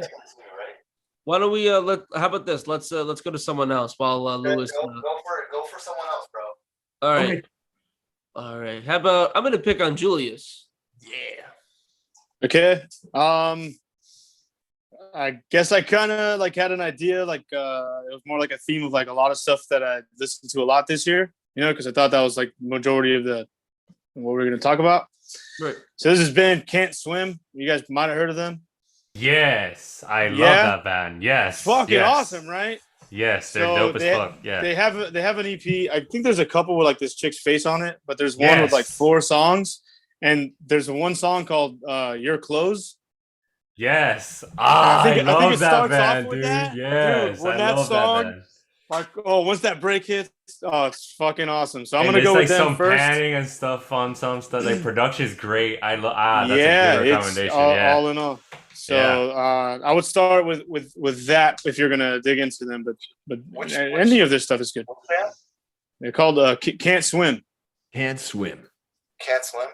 Can't Swim. Oh, boys. Ooh. You've got to be kidding. You even have that's fanatic, bro. I'm gonna get the whole collection at some point. But I'm bringing them up because there is a Brazilian Zappa working right now. There's a dude called Bruno Fernandes. I'll send his name later. But he creates like it's not like Zappa where it's like half of it is comedy. Like it's like serious stuff, or at least like bright and happy, but like still like complex. Music. But it's like the full like big band fusion, like weird combination thing. So I highly recommend, and I gotta shout him out. Bruno Fernandes. Wow. Hernandez. So I got one question. Elliot, or are you guys like? Are you writing these down and gonna make a playlist, or is it just suggestions, or should I be writing these down to remember this? I'm just downloading the albums, and then downloading on my phone. Yeah, and I'm just writing down these things just so I can have a fucking ball with these guys later on, man. I'm gonna for sure. All right, okay, so can you would you be able to just send at least the list of artists later on in the chat? Yeah, cool. Absolutely. Sure. Cool. Yeah, of course. All right, awesome. Nice. Well, So my band, I wanted to recommend a band. Definitely, it's heavy and super metal. Like if you want to be into like breakdowns and stuff like that, With Locusts and Liars. Those dudes are insanely good. Yeah. They With are, Locusts and Liars. yeah, they slay in South Florida. They one of the heaviest projects I've fucking even gotten involved with myself. Like I got to play, had the fortune to play with them once or twice.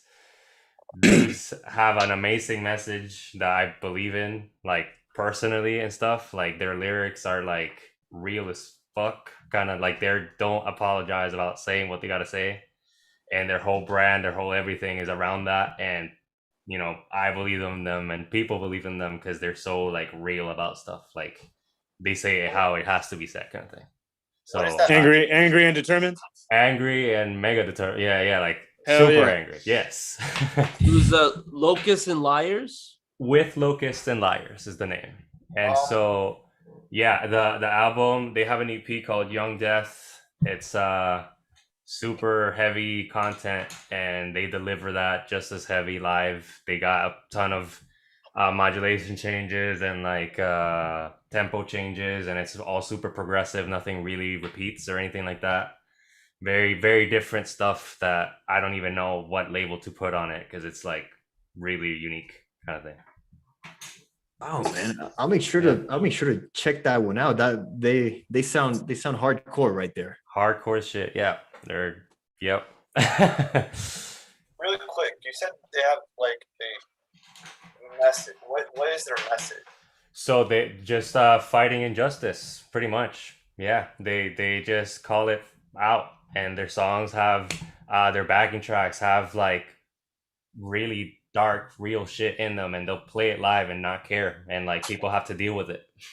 And then they fucking slam a show, and people by the end are like, hell yeah, that was real. That was real shit. And like they managed to just like put their message in a like live performance and like a video format, whatever it is, and they just like really mean what they say, kind of thing. It's really cool to witness, kind of thing. Yep, It's pretty awesome. yeah. Elliot, what about you, Mom? Oh, sorry. Oh wait, Steven, have you seen Zeta? I don't think so. Probably if I see like a link or something, I remember it immediately. You have to. They're a Miami band. They're all from Venezuela. Zeta, I gotta write it I down. have to see them. They are the loudest, angriest, most aggressive band out here. Fuck yeah, I gotta check that out. And not just that, like so it's like hardcore mixed with like traditional Venezuelan music. Nice. So it'll just go from like hardcore to just drum circle. Ha! Yeah, nice. And like salsa too, and it's incredible. Like I was like blown away. I gotta check this shit out. But they were talking about like that injustice thing, especially about like the corruption that you see in Venezuela and the injustice being done on those people. And I really fuck with their message because they're super about it, and they lived it, you know. Yeah. Zeta. Yeah. Zeta, gotcha. God bless them. Shout out to them. Cool. Yeah. Elliot, what about you, my man? Do you have any bands you would want to shout out? Yes. But I have so many. But I'm gonna do two right now. Now. There's a band called Killer Be Killed, which is a metal supergroup. It's Troy Sanders from Mastodon on bass. It is I'm gonna fuck up his last name. Max Calavera from what's the band?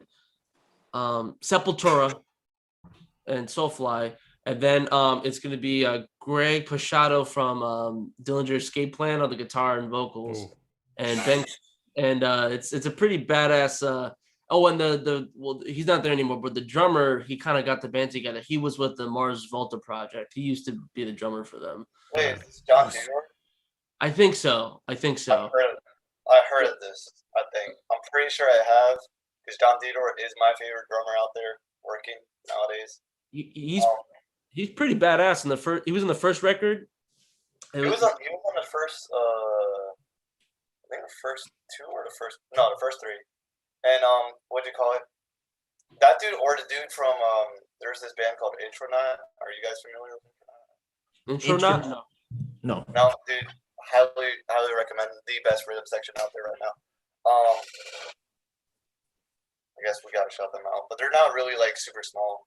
I want to shout out smaller stuff. Cool. Yeah, but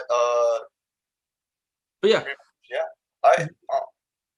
yeah, but yeah, no. Killer Be Killed came out with a pretty badass record. It's called Reluctant Hero. It's pretty cool. I have it on vinyl. It's a great record. Guys, check it out if you can. If you're into metal, that's awesome. Hell yeah. Also, Troy Sanders is actually he's one of the bass players that made me want to play bass. He's in other projects like Gone Is Gone. Like the 3 bands I think he's in right now is Gone Is Gone, Killer Be Killed, and Mastodon. Check those bands out. The next one is actually a bluesier band. I saw this band at a Sunshine. I forgot I don't know how to pronounce Sunshine, and I live in Florida. The Sunshine Florida band or blues festival in Boca Raton was it Boca? I forgot where, but it was in South Florida somewhere, and it was about a few years ago. It was great. It was awesome. It was Tedeschi Trucks, Trombone Shorty, and this Kenny Joe. I forget the other guy's name. Great saxophonist. This blues band called the Revivalists are a great, awesome R&B blues. Amazing band. I listened to their album Men Amongst Mountains. This is a great, it's great. It's a great listen. It's I cannot say much good things about it. There's like 8 or 9 members of them. But when I first saw them, I was really blown away. They got some tunes that would be fit for the radio, but their deep tracks are pretty powerful. Nice. I'm gonna start off with that, and then let who's up next? Andres? Yeah. All right. Well, as far as the Chili Mr. 305 type of playlist goes, I would like to shout out three bands. The first one is a little band called the Moron Police. These guys are hilarious, man. Like they're a progressive band. Like I like Frank Zappa. That's the thing. And these guys, they usually just take the piss out of everything. Like they make fun of your grandma, making a song about teabagging your grandma. They make songs about your shitty ex-girlfriends. It's called Go to Hell. Train Ride Soul of the Damned, which is basically, it is what it sounds. They play the part of the Grim Reaper, who basically takes souls of those who are deserving of penance and take them to hell. And I swear to God, that's cool. I swear to God, the guitars are incredible. But the most recent album, A Boat on the Sea, is by far it was my best album of 2020. Seriously, it's uplifting. And from a joke band called Moron Police, they make a message about, anti-censorship, standing up against something that you believe is not right, because even if it means that you go against the grain, it's something that's true to you. Like from songs like Captain Awkward or The Undersea or freaking The Dog Song, which is basically about a dog humping a squirrel. It's funny, but at the same time, you get to see a deeper message in there, and absolutely check them out, the Moron Police. Are they on mushrooms when they're taking this? Because I don't think of dog humping a squirrel in my regular humbling bumbling lifestyle. That's just something that I would think of if I was on shrooms or. Bro, I think they'd have to take even crocodile, dip, and every type of shroom combined to make a song like that. Even an album like that. These guys are nuts. I love them to death. So I listened to it once when he recommended it to me. Their artwork is pretty awesome. It kind of just staring at it is eye candy. But no, the album is. I agree. It's a great album. I'm gonna give it a re-listen one of these days. Yeah, man. Second band I would like to shout out is a little band called Touche Amore. This is more of the punk hardcore type of metal, but it's these guys make songs that are, they go hard, they go extreme, but once you strip back on the lyrics, the guy is shouting the lyrics at you like, I'm partying. He sounds desperate in every single type of song. But in albums like Parting the Seas Between Darkness and Me and freaking Stage 4, those two albums. What's up? Stage 4 is fantastic. I've listened to that one. Yeah, man.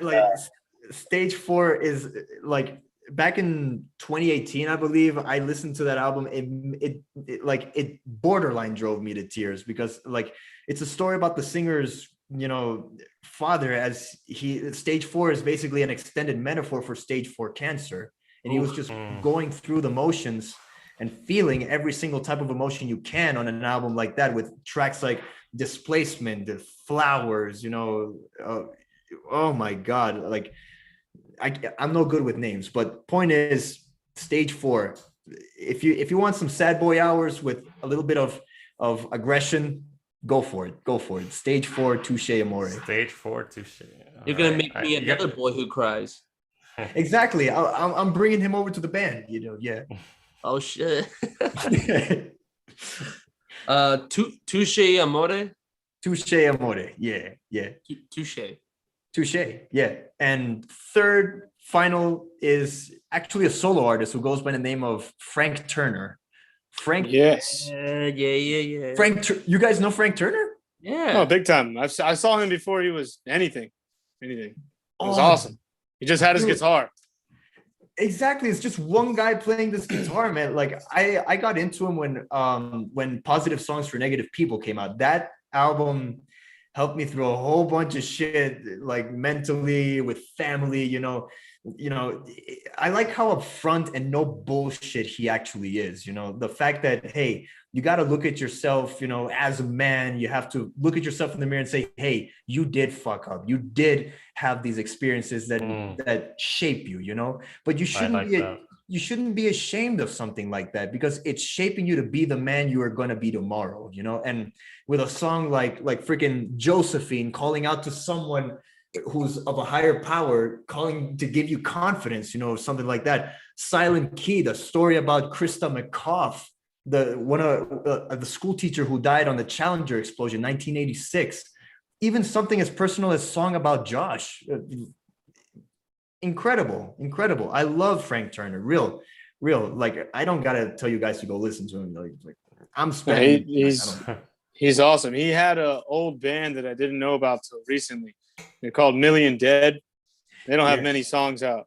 Did you hear them? Yeah. Yeah, man. That song, let's like Gave My Eyes to Stevie Wonder, I think it's called. Yes. That's like their hit, and that's a song I'd recommend that one too, man. That's a hard hitter. It's cool. Absolutely. Really catchy, yeah. That guy's an amazing songwriter for sure.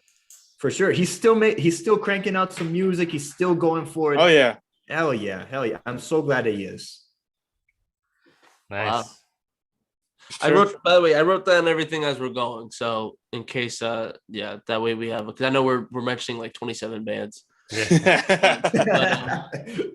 As I could put it in the description later. But say it again. We're gonna have such a great time listening to them. Yeah. No, I'm looking forward to all of these. Well, except the bands I listen to, because that's too much. But I'm looking forward to hearing what you guys have to provide. No, I like it a lot. It's really cool. Let's do another round. Who wants to go first? Again, or whatever. Round of drinks, the round of album. Oh yeah. All right. When you brought out your vinyls, it reminded me I got back into Against Me a lot this year, and I couldn't stop listening to them. Right. So my buddy Tyler gave me the Laura Jane Grace record, but on vinyl, and it sounds awesome. It sounds really good, just on there. It goes with the sound that she's going for. So I recommend that album. And the second song, man, I forget what it's called, but the second song definitely hits like really good. Which album? The Laura Jane Grace album. Oh, by Stay Alive? No. Her name, the artist, would be Laura Jane Grace. Gotcha.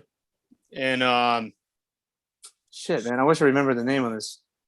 Is it? And it's only one album. Yeah, I think she only has one album out. It came out 2020. I don't think so. It was a gift, but it was really good. It was really enjoyable. Great to listen to on vinyl or just in general. Good songs, good songwriting. I'm only seeing. I'm on Apple Music. I only because it's Laura Jane Grace. I only seen one album called. Her album is "Stay Alive." What's the second song on it? Or is the first song in Swimming Pool? Yeah, and the second song is the Calendar song. Yeah, that's the song I'd recommend. But all throughout, great album. But that's the song I'd recommend. Gotcha. Oh wait, there's a song called Blood and Thunder. I hope it's not the Mastodon song. That'd be funny. This is like it's just straight, very folky. You know, just an acoustic guitar. That's awesome. Sweet. Yeah.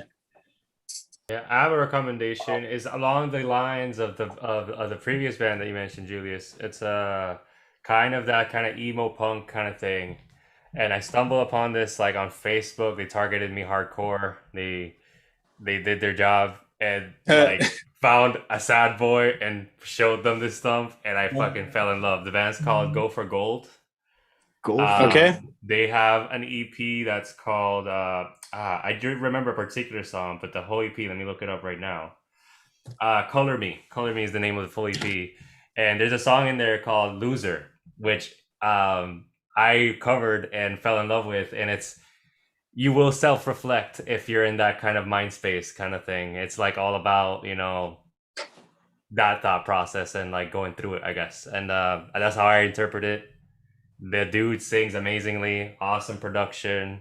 The songwriting is just like on point as hell. So I'm a fan. Yep. Awesome. Sweet. Awesome. Go for gold. Go for gold. Wait, did we talk about influences? Not yet. Yeah. We can do that. We can do that after this game for sure. Oh no, I'm just wondering, like, do you guys get influenced by stuff other than music, like other than other bands? Yeah. Like what? Yeah. I get influenced by a lot by George Carlin, actually. Yeah, buddy. Yeah. I've seen his stuff. I like him because whenever I work like I just like it because he's not only can he make me like laugh my ass off, but he can really make me go, wow. And he's been gone for about like 13 years, but like I recently listened to You're All Diseased. And oh man, everything he said was 2020. The germ bit, COVID, the whole thing about race was going on. The whole thing about the thing I like is that he mostly makes fun of like white people. Is that like he just says like he had a bit where it's like I'm sick of what was it I'm sick of white people dancing like black. Like stop it. Like you're Yeah, he's real shit sometimes. Yeah.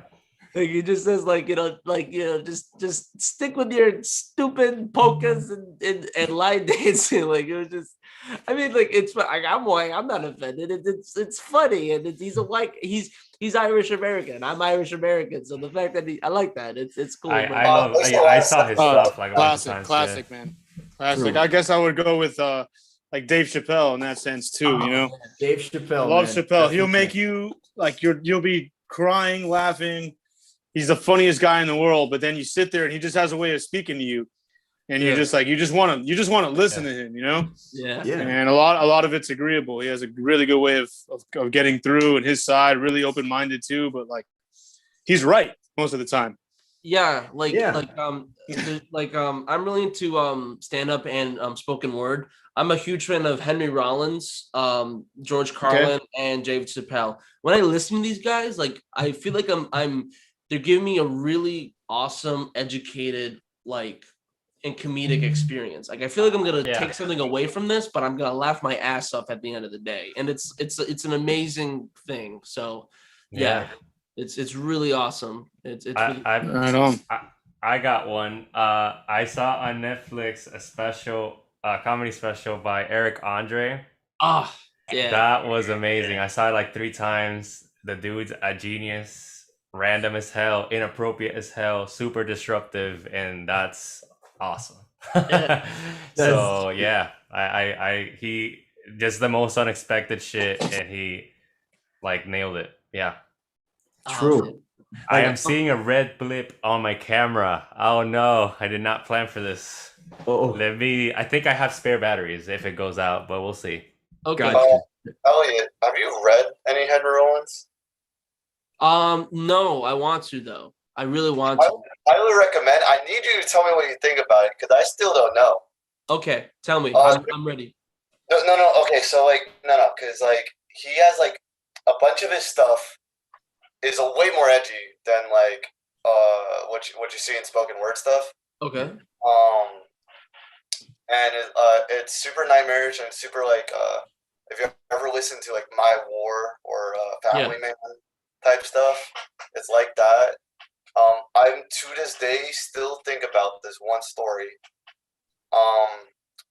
Where he I hate to cut you off. I have to use the bathroom, so I don't want. Oh, my camera just went off, so I think it's a good. Yeah, I'm gonna switch my batteries. We'll do like a little intermission. Is this a break? Let's You do know what? yeah. Let's take a little break. Everybody, if you have like a little bathroom break, now's the time. I'm gonna we'll be right. I think I'm gonna keep the stream going, but if I'm gonna go use the bathroom, but if we'll be right back. Yeah, me too. Back at 5. See, Back at 5, guys. Yeah. I'll stay here and take care. Yeah. No, we'll keep the stream going, but then but yeah, we'll be back soon. Cool.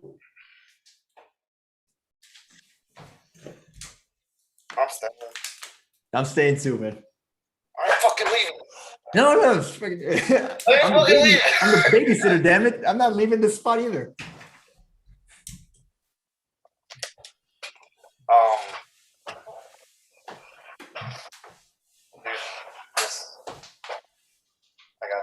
I got this one.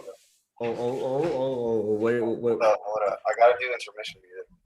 Oh, yeah, you're right.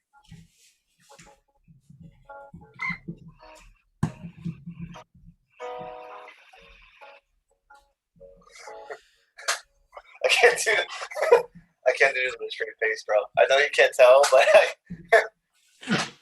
Hold up. I'll compliment you. I'll be reading the paper while you do it.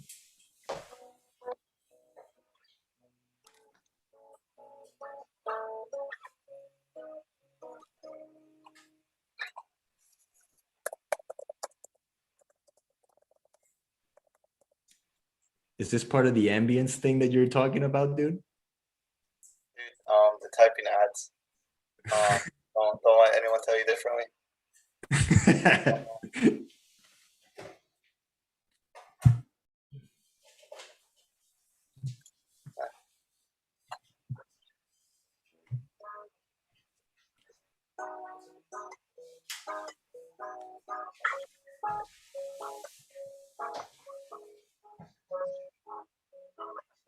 Okay, I'm back. Okay, I'm gonna get a snack. I'll be right back.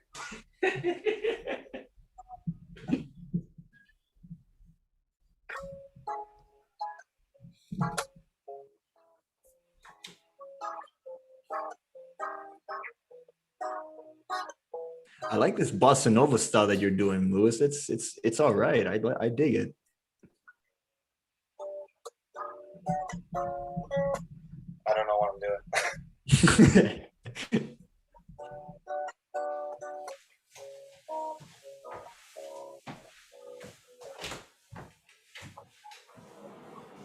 I like the little I like the intermission music. Oh yeah, the guitar equivalent of Tito Puente is providing stellar intermission music, dude. Let me see how we're doing. Yeah, we're doing good. All right, we're still going. Okay, cool. Yeah, I'm just coming back, but no, I want to read Henry Rollins. I've been awful with books. Like I want to read books, but then I started pretty good and then I forget that I was reading a book. But Listen, if you do an hour, I know it's a lot, maybe half an hour for you. I really like reading, so I do. Like, I know people have like coffee. I have my okay. I have an hour to absorb information before my day becomes way too hectic for me to do so. And if anyone talks to me before that, I'll fight them. Yeah. Then it's like I wake up at 7 specifically so no one makes sound while I read. If anyone interrupts me, I'll fight them. Gotcha. So Exactly. I will call you 7 a.m. tomorrow. Got right? Dude, I will punch you through the phone. Oh shit. You will I can hands. taste your fist right now. Yeah. Like cybernet, like through the cybernet. Well, speaking of cybernet, I'm actually currently reading Ready Player One. The book? Yeah. Dude, no way. How is it so far, man? It's already a lot better than the movie. Don't let my brother hear you say that. He loves the movie, man. No, the movie is good. It's not bad. But I like the character. I forgot what's his name. I love the book so much. I forgot the guy's name. Oh man, someone died. Julius, you okay, man? Oh, I'm good. Cool. I don't know where that's coming from. I think it's Steven. Oh no. I need CPR. Steven, hold on, man. Okay, I guess he's good. When he came back, he stopped coughing. But yeah, no, I'm my goal is to. I have so much books on my queue, but no, I definitely want to read Henry Rollins. He sounds like a interested from somewhere. Dude, there's this story, and I don't know how to feel about it because I don't know how like sarcastic he meant it to be, or how dark it was supposed to be. But Right. he literally falls in love, makes love to a giant 6-foot-tall cockroach. They have babies. These babies take over the world, and then this shit ends with, oh, by the way, my kids are coming to get your jobs, to get your house, A cockroach? neighborhoods. A- Yeah, giant cockroach, like, yeah. that can't be. What? That's creepy. And I don't know shit, if it's man. supposed to be like super Kafkian or like super like what the fuck am I reading type shit. Yeah. You know, I was interested in checking this out. You'll follow that with like a story of like him on tour, seeing in a parking lot the cops pretty much discovering someone that committed suicide like in their car. Ooh. And they're like moving the body and shit, and how that affected him. Like it's such like that was the Portable Henry Rollins. I highly recommend it. Freaking roller coaster. What's the book called? The Portable Henry Rollins. So I'm not sure if he meant it to be like all published together. But yeah. Oh, put down my recommended. But yeah, no, I'm gonna take up on your advice, yeah, because I started waking up and I got a cup of coffee and I go outside the patio and read at least like a chapter or two a day, because my goal is just read as much as your coffee will last. Gotcha. Don't start big. Don't start big, or else you're not gonna do it. You know, Okay. it's like exercise. If you go to the gym 3 hours your first time, you're gonna hate it. Exactly. You gotta pace yourself. You gotta pace yourself. I Like go by chapters a day. Like I'm like very, or else I'll get burnt out. Like it's like this book, just one chapter a day. Right. Okay. Yeah, I'm gonna take your advice on that. And then after that, I was gonna read 2 books at a time, but I'm like, let me just do one and What's the second one you want to read besides? I started reading Breakfast for Champions by Kurt Vonnegut. ooh. How you feel about Vonnegut? Kurt Vonnegut is like Catch Cradle and Slaughterhouse-Five is amazing. You know, Catch Cradle was going to be the next thing I opened. Was Sagan?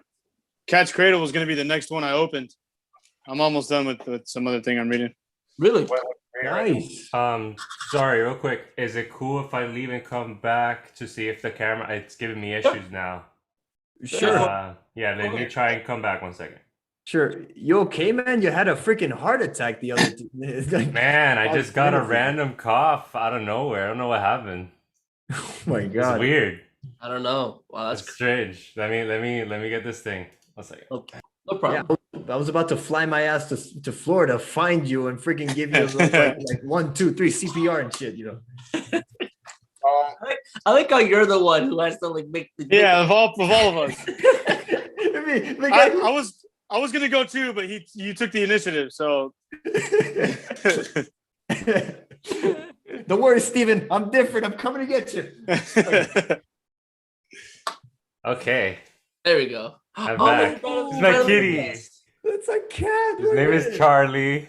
Hey, He's Charlie. he's like a baby. He's about 3 year old. One of 2 cats that I share my Wait. space with. Take a screenshot. That's the episode. That's the podcast. Ah, yeah. Oh, Thumbnail. yeah. That's the thumbnail right there. Yeah, that is the thumbnail. Can I take a? I'll stare. Hang on, where's- I took Oh it. my God! You Yes. did? Okay, Kitty, you want to be free? Be free. Come on. Yeah. Alright. That's I dope. have an orange cat named Rizzo who's about to turn 1. So Yes, they should play or something. I love my cats like I love my everything else, man. I love my cats. cats are amazing. Yeah. Yeah. Yeah, the best. But Julius, you said what book were you reading? You said It's called The Corporation. It's about like the Cuban underworld, coming in after the influx and all. So it was actually shot from Joe Rogan. There's 2 books. This author, TJ English, and Joey Diaz had him on, and it was really interesting, and I'm Cuban, so I got into the first one. Is like it's called Havana Nocturne, and that was awesome. That's more about like the original, the mafia, going to Cuba and everything, like before and during the revolution and everything. And then this book is about, after Cubans had come to America, basically between Jersey, New York, and Miami, and, everything that they had going on with like Bolita and gambling and everything else. And it's, dude, they're really good reads, I'm really enjoying it. But I don't read too much, I just read about, 10, 20 minutes in the morning and then go on with my day. Nice. No, that's all you need though. At least. Yeah, it's a good way to. Yeah, I should try it's it's not easy, man. It's not all the time, but I try to make that part of my morning ritual. Nice. That's With cool. this Descendants coffee mug and whatever. You have the coffee mug that with Milo's face on it. It's freaking. Yeah, I got the I don't want to grow up one. Exactly. So, and then I'm there reading a book like, oh, well, you kind of grew up, man. Well, that's cool. And then you said you're gonna do Cat's Cradle next. Yeah, I have it. I found it. My sister's a big reader, and I found it mixed in with one of her stuff. And I took it home, and I just never got around to it. And that's like the next one. I kind of switch off. You normally be like a musical, like autobiography or something, or something historic, or then I'll just go into like a novel. So it's changing good. up. It's good to mix it up, cool, man. Yeah. Balance that out because all I end up reading is just fiction, and then I feel like I don't You're know fake about the real world. I just talk to people who have like careers and shit, and I'm like, Nah. Are About you? that fiction life. yeah, Yeah, dude.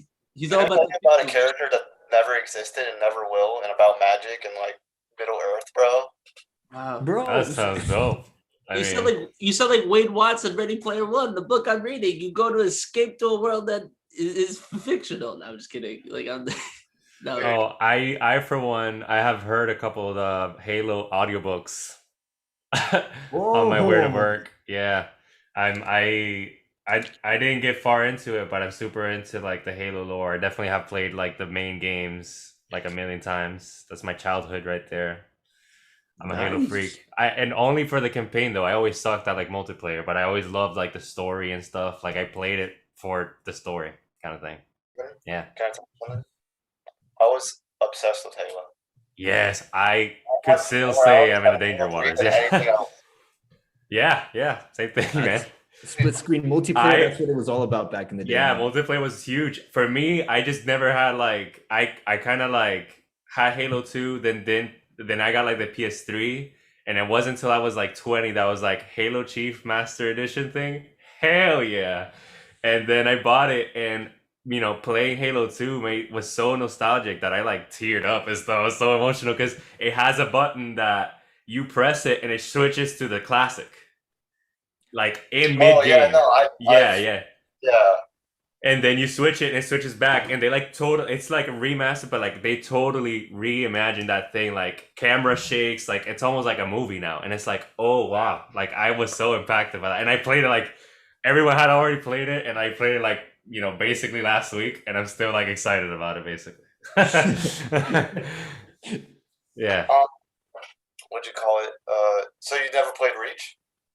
I played Reach, but I played it like after everything else, because I got the Halo Master Chief Edition, played all of that, and then played all the side games and like spin-off games and stuff like that. And I loved Halo Reach because it is Halo Reach is the Rogue One of Halo, because it shows you like what happened like right before Halo 1, and it like starts in the ship and everything. Like I love that little parallel, like they connected like years of gaming and stuff like that with that one scene kind of thing. No, there was the campaign of Reach affected me a lot. Yeah, it's dark. And for like a 13-year-old, bro, that yeah. And it's like it's not killing aliens. That was not their original mission. Like that. It shows like the darkness of Halo that the main games don't really show. That Spartans were not made to destroy aliens originally. Yeah, no. Yeah, it was like for war as usual, and then they happen to luck out and be the good guys. Really dark shit. I want to do this new series on the podcast called Blank for Dummies, because I really want to get into Halo, but I don't know. I never had the right exposure, but I really want to get into it. So I would love. Say again? Just play Reach, bro. Yeah. No, but I'm just curious. It'd be kind of cool if we did like a Halo podcast. Oh, I mean, I would love to. I will play that game again just to be refueled. Absolutely, same here. If you want a thumbnail like freaking Halo for Dummies, a new exposure, like the thumbnail can be a picture of me when I was 12, flashing the camera and Splash Mountain. Little exposure. That'd be so cool. Yeah. Are you a sexy bitch? Yeah, the security guard with the freaking shape of a mouse thing. Yeah, man. Awesome. I'm totally down for a Halo get up, whatever we're gonna do. Like, yeah, down. Down. No, we're trying to do this thing because we had a really cool YouTuber / TikToker. Her name is Sawyerism. We just did one about the Last Jedi. We talked about our differences between that. It's we did it like about last week, but we're gonna plan on doing one called because I don't know anything about Old Republic. So I want to do one like Old Republic for. I don't know. I would love to be in something like that to be informed about shit because I have nothing to say. I just want to be like, oh, because I know I pretty much on Star Wars I just know like the movies and video games and like what my brothers tell me. Exactly. Yeah. I definitely feel you on that. So no, we're gonna. I don't know when, but we're gonna put that up soon. And we'll definitely keep you guys in the loop. Yeah, of course. Yeah, I'm definitely. Whenever I'm free to do anything like that, I definitely enjoyed this. This is fun. Yeah. Exactly. No, and I definitely want to do more like with the five of us. This is definitely a lot of fun. Yeah, for sure. Yeah, for sure. Certain things I'm pretty limited. I'm a terrible gamer, and like my latest console is the original Xbox. Like I didn't update since then. Halo 2 is on that. Halo 2 was on that. Halo 2 is on the original Xbox. Fucking terrible, but I love playing it. Yes. I love Star Wars, man, but it really goes with the movies, and it doesn't go much further than that. Every time I try, I get lost. No, this is the place to talk about it. Or decide because we love Star Wars, but yeah.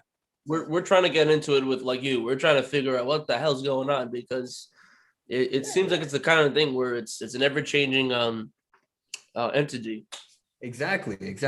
And we're gonna learn something new every freaking day about Star Wars. I just freaking found out that the other day that there's something called Darth Zion or something like that. I don't remember, but apparently there was this all magical being who's apparently stronger than Sidious and Luke. And I think he was in Old Republic, if I'm not mistaken. He was? I think it was in the first one. Again, I haven't played the Kotar games, the Knights of the Old Republic, but I saw it on Sawyer's on TikTok, and she's obsessed with that. I think so. But continue, my Chilean. That's more to the point. That's a mission that we hope that we can actually bring to people and to ourselves as well. You know, the fact to bring these freaking hidden things from the legends and bring them to light a little bit. You know, share a little bit of that Star Wars lore that's hidden from the rest of the people who like only have seen the movies, and beyond that, nah, you know.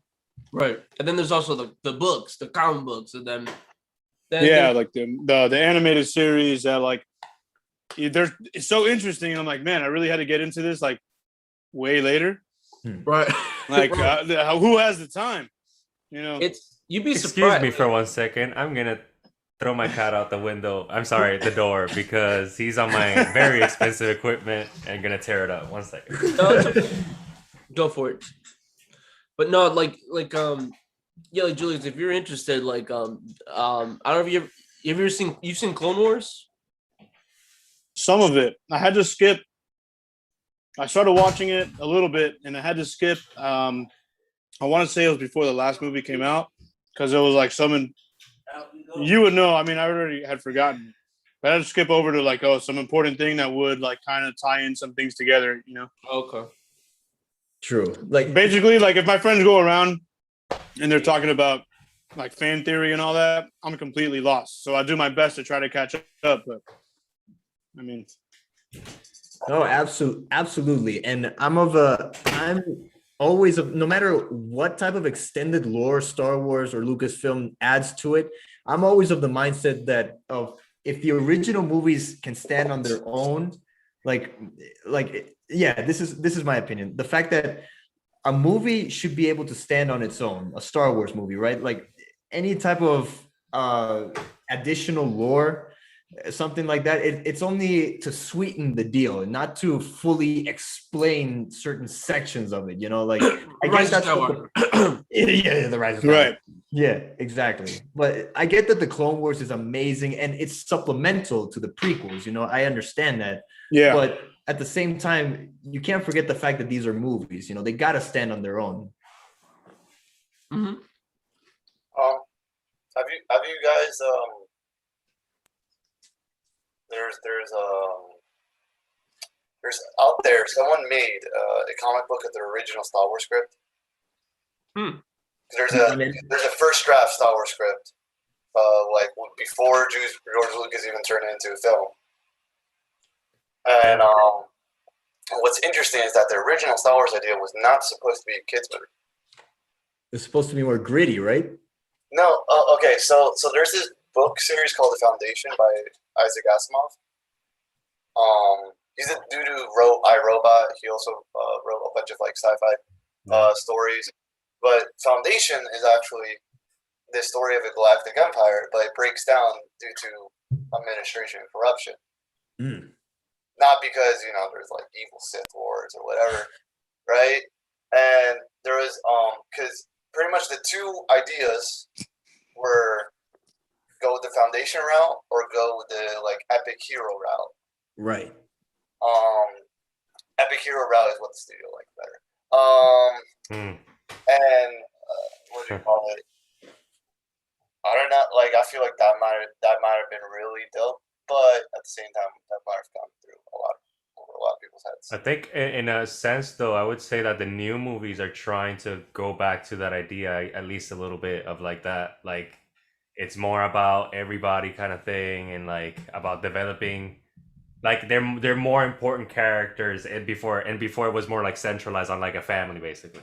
Like I would say it's like I feel like they're trying to like put something in there. I don't know. I feel like they're trying to do something different with these like new movies that are coming out. Yeah, like with Force Awakens. Like I just for those of you who haven't seen, I did a recent thing of like a Star Wars Renaissance where like I rewatched one. I never did it before, 1 through 9, never done it before. Hmm. I would randomly watch like oh, let me watch Phantom Menace randomly. But then I would watch it like I was a kid. I would skip the talking scenes and I would just get to the like all that. Yep. But I was like, all right, let me sit down and watch it. And then I went from 1 through 9, and I'm like, let me get my own humbling, bumbling opinion. Let me like exit out all the stuff, like all the fan theories, all the stuff. Let me come in as a casual fan. I like, for example, I think Phantom Menace is a lot better than people think it is. I think there's Attack of the Clones, which is is it bad? Yeah. I still hold to this day. It's a little slow, yeah. Way better than Attack of the Clones. Oh, so a lot of development, much development on it. It's just there's so much like stupid dialogue, like who the hell goes on a date with this with Natalie Portman and says, I don't think the system works. Like, who says that? The transitions of talking points is just plain weird. You got this hot ass babe right next to you, right? And here's this moment to woo her. You got the waterfalls of destiny here. You got the romantic pig things going on around you, and then you're talking about politics. And on top of that, why are you outside when there's a bounty hunter trying to kill you? Why the hell? That doesn't. That's love, man. That's getting real with your babe. And then love is forbidden. I don't know. it's and the love is like, why are they in love with each other? Because this is, I mean, force choke. I don't know. That's it. Elliot, let us not forget that Padme was Anakin's childhood crush. I don't think it was a crush though. I think it was. I mean, it was a slight crush. I just thought it was just. Dude, it's literally. Hold up! It's literally the first girl he sees. Yeah, well, I mean, who else is he gonna focus? That on? is weird. Yeah. Oh my god! And she's almost like a sees. sister figure too. At first, it's like Yeah. strange. And then It's a little bit anime. That seems to where be a it's like theme. those strange like. Yeah, like Mikasa. for some reason, Luke and Leia did the same thing, and then they're That was actual incest, though. No, that's also weird. But at least hold up. This is gonna be very controversial. Uh-oh. But I think that you can defend it because because George Lucas is trying to copy off like old mythologies. Mm-hmm. And like if you go back to like especially like stuff like Egyptian, Sumerian mythologies, like Osiris and whoever is the goddess that he's like with, yeah, they're like brother, sister, wife, husband. Yeah. Like it's all of it.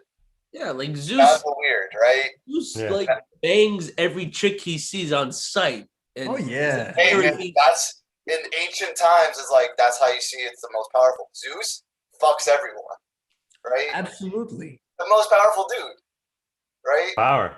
No, that's a what I'm thing. saying. Go for it. And but like at least that like is like what he was going for because the first few movies are based off the Joseph Campbell thing. Like all myths are the same. There's all these structures. And Yeah. I don't know. I see like I see some definite like Christianity stuff symbolism in there too. Like it's the force is this balance thing that's within us, and it's I like the Star Wars, but let me just anyway. Like Anakin was kind of like Jesus because like there was no father. She was like there was no father. He was just born. He was just created. So I think it was like exactly. So there's a lot of like parallels there that are like. He just popped into my womb the other day, and he just popped out. Exactly. Yeah. I am your father. He's like, I mean, that could just be a line. I don't know. No. But no, there was that. But I don't know. But I forgot where I was going with this. But I remember why. I was telling Julius. I was telling you how to make it better. How episode 2 would have been better. Just a better. I'm telling you this. If you made Anakin's relationship with Padme purposely creepy, It would have been I would love that. Oh. It should be, yes, So like you have an yes. older milk Padme, right? And this Anakin that's still like, but I can love you, and Padme's like, listen, bro, you're like 20 years younger than me. That's what it You're was like, too. Yeah. you're a Jedi. I'm doing my shit. You know, like we can't be a thing, because it would drive home this idea of like Anakin pretty much cost himself from like pretty much goes to the dark side because pretty much because he's confused, you know, and not for any like noble reason, like him and Padme were in love, because I totally don't buy that. Well, wasn't it so he could save her, like Right. something like that, like so like he learned from the dark side, he could learn how to bring back life and something like save that. Padme from certain death. Yeah. Yeah, that was That's- the idea behind it, right? Yeah, there's a lot of creepiness around that. And that's when he little just thing, like yeah. that's when he turned, like he had that talk with what's his name, Palpatine, Palpy. Yeah. and then that changed. Yeah, exactly. No, and Anakin had this problem where he kept getting like, because he was, there's a lot of darkness behind that, because Mace Windu fucked everything up in that movie. Yeah. Well, not really. He was kind of, he couldn't have really helped it, but he was always doubting this kid, and he would have saved him. And then he kind of, Anakin was some messed up crap, and then interpreted something certain kind of way. And then when they came back, he like turned, because like there was a scene, I don't even remember it right now, but it basically showed that had Mace Windu just trusted Anakin, he would have stayed in the light. Yeah, I believe it. Yeah, I would buy that in a heartbeat, but I don't know. Like, am I the only one who like Yes. yes, I am the only one. But so in the Clone Wars, like I think this is something Julius has in the Clone Wars, Mace, I always get the vibe that Mace is just some unfeeling kind of cocky ass Jedi. And yeah, he's got the skills to back it up. I mean, he's the one who freaking bests Palpatine in combat. Like Yeah. George Lucas. Mace Windu's the shit though. He's like really dope. Yeah, He's he's the just. shit, I but- think he's probably. I mean, his whole thing isn't his whole thing like he experimented with the dark side and stuff, and like still managed to be like good and stuff. Yeah, Like that's like a crazy feat. That's like in Skyrim, the dragons with the bad nature, but they're still good. It's like that's impressive. Yeah. You know? Exactly. You know, a freak in the sheets, but a lady in the streets. That's what I describe it as, and that's really cool. Something like that. No, and to go to Lewis's point, like, yeah, you could put the blame on Mace Windu, but Anakin has been creepy from the start, if you think about it. Like, yeah, he's been like really like. I mean, he's a slave from being born. You gotta, you know, it's not like he's up to date with social media and Tatooine and stuff like that. But like, yeah, he has creepy vibes all around. If you went from episode 1. Do you remember in episode 2 where every single time he did a head tilt, Padme's like, "Please stop looking at me like that," and he's like, "Why?" Yeah, it makes me uncomfortable. And he does like 3 head turns with this freaking look, like, yeah. sorry. Ooh. Oh no, that's Darth. It also doesn't help that he keeps lip biting every time he looks at her. Sorry, my lady. No, yeah, that was probably loosely in the script somewhere or something. I'm actually surprised more Jedi are not fucked up like that, because like Anakin was taken old, right? Yeah, like at 9 years old. Yeah. Yeah. So what'd you call it? So all of these kids are growing up to be super deadly warriors with no parent or role models. Well, they technically have the masters, but there's no like real super closeness like that. Right. I'm surprised more than don't just end up like super jaded or like out of touch.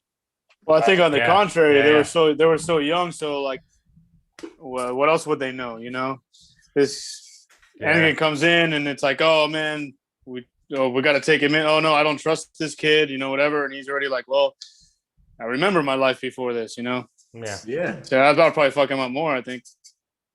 Yeah, and I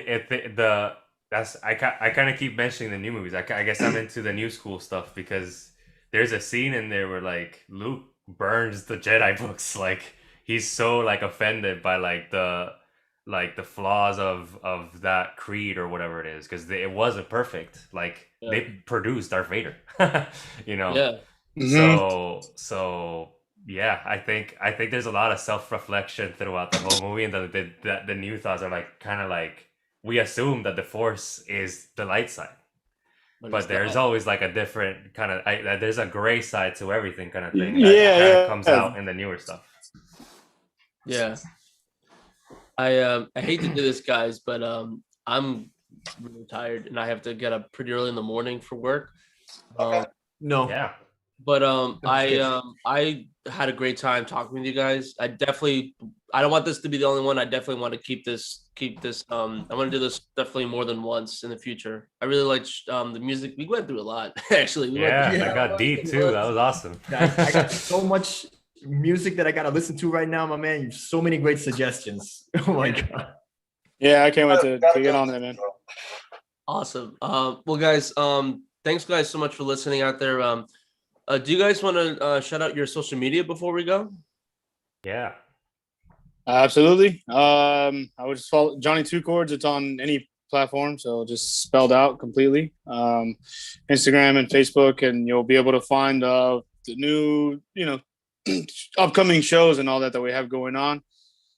We have a couple events coming up in June, and also in July already. So a lot to look forward to, and that's on my end. Awesome. Next. I guess I'll go. Luis with once again Corazon Rabioso. Listen to Que Seas Feliz. And I dare you to tell me it sounds like another album. If you do find any album that sounds like, please send it to me because I'd probably really like it. Nice. And also Carnal Barker, look for our stuff soon, hopefully. You guys haven't put stuff out because I searched you guys on Apple Carnal Music. Barker, no. Carnal Barker is for now a live act. But that being said, we have a show coming up tomorrow, actually, and a few in the future. Just stick around. We're always playing, especially that band. Is the show going to be in Utah? But, damn it, man! I can't do nothing in this Mormon place. Hey, man, I got a live stream coming up. If you're interested, June 13th. It'll be on YouTube. Live Music Community. They're based out of West Palm, and cool! Pretty cool. So we'll be on that. I think it starts at around 7 o'clock. June 13th. It's a Sunday. Awesome. Tune in if you're down. From Utah. From Utah. I didn't mean to cut you off. I didn't want to leave him. No. Don't. I'm sorry, Lewis, my man. No. I still. It's like I'm trying to keep it over my head. Telekon. We have an EP coming out June 4th. And yeah, so see that the BUAP secret title. And Steven, tell me what you're putting out. So, for me, my thing is at Steven Neevs.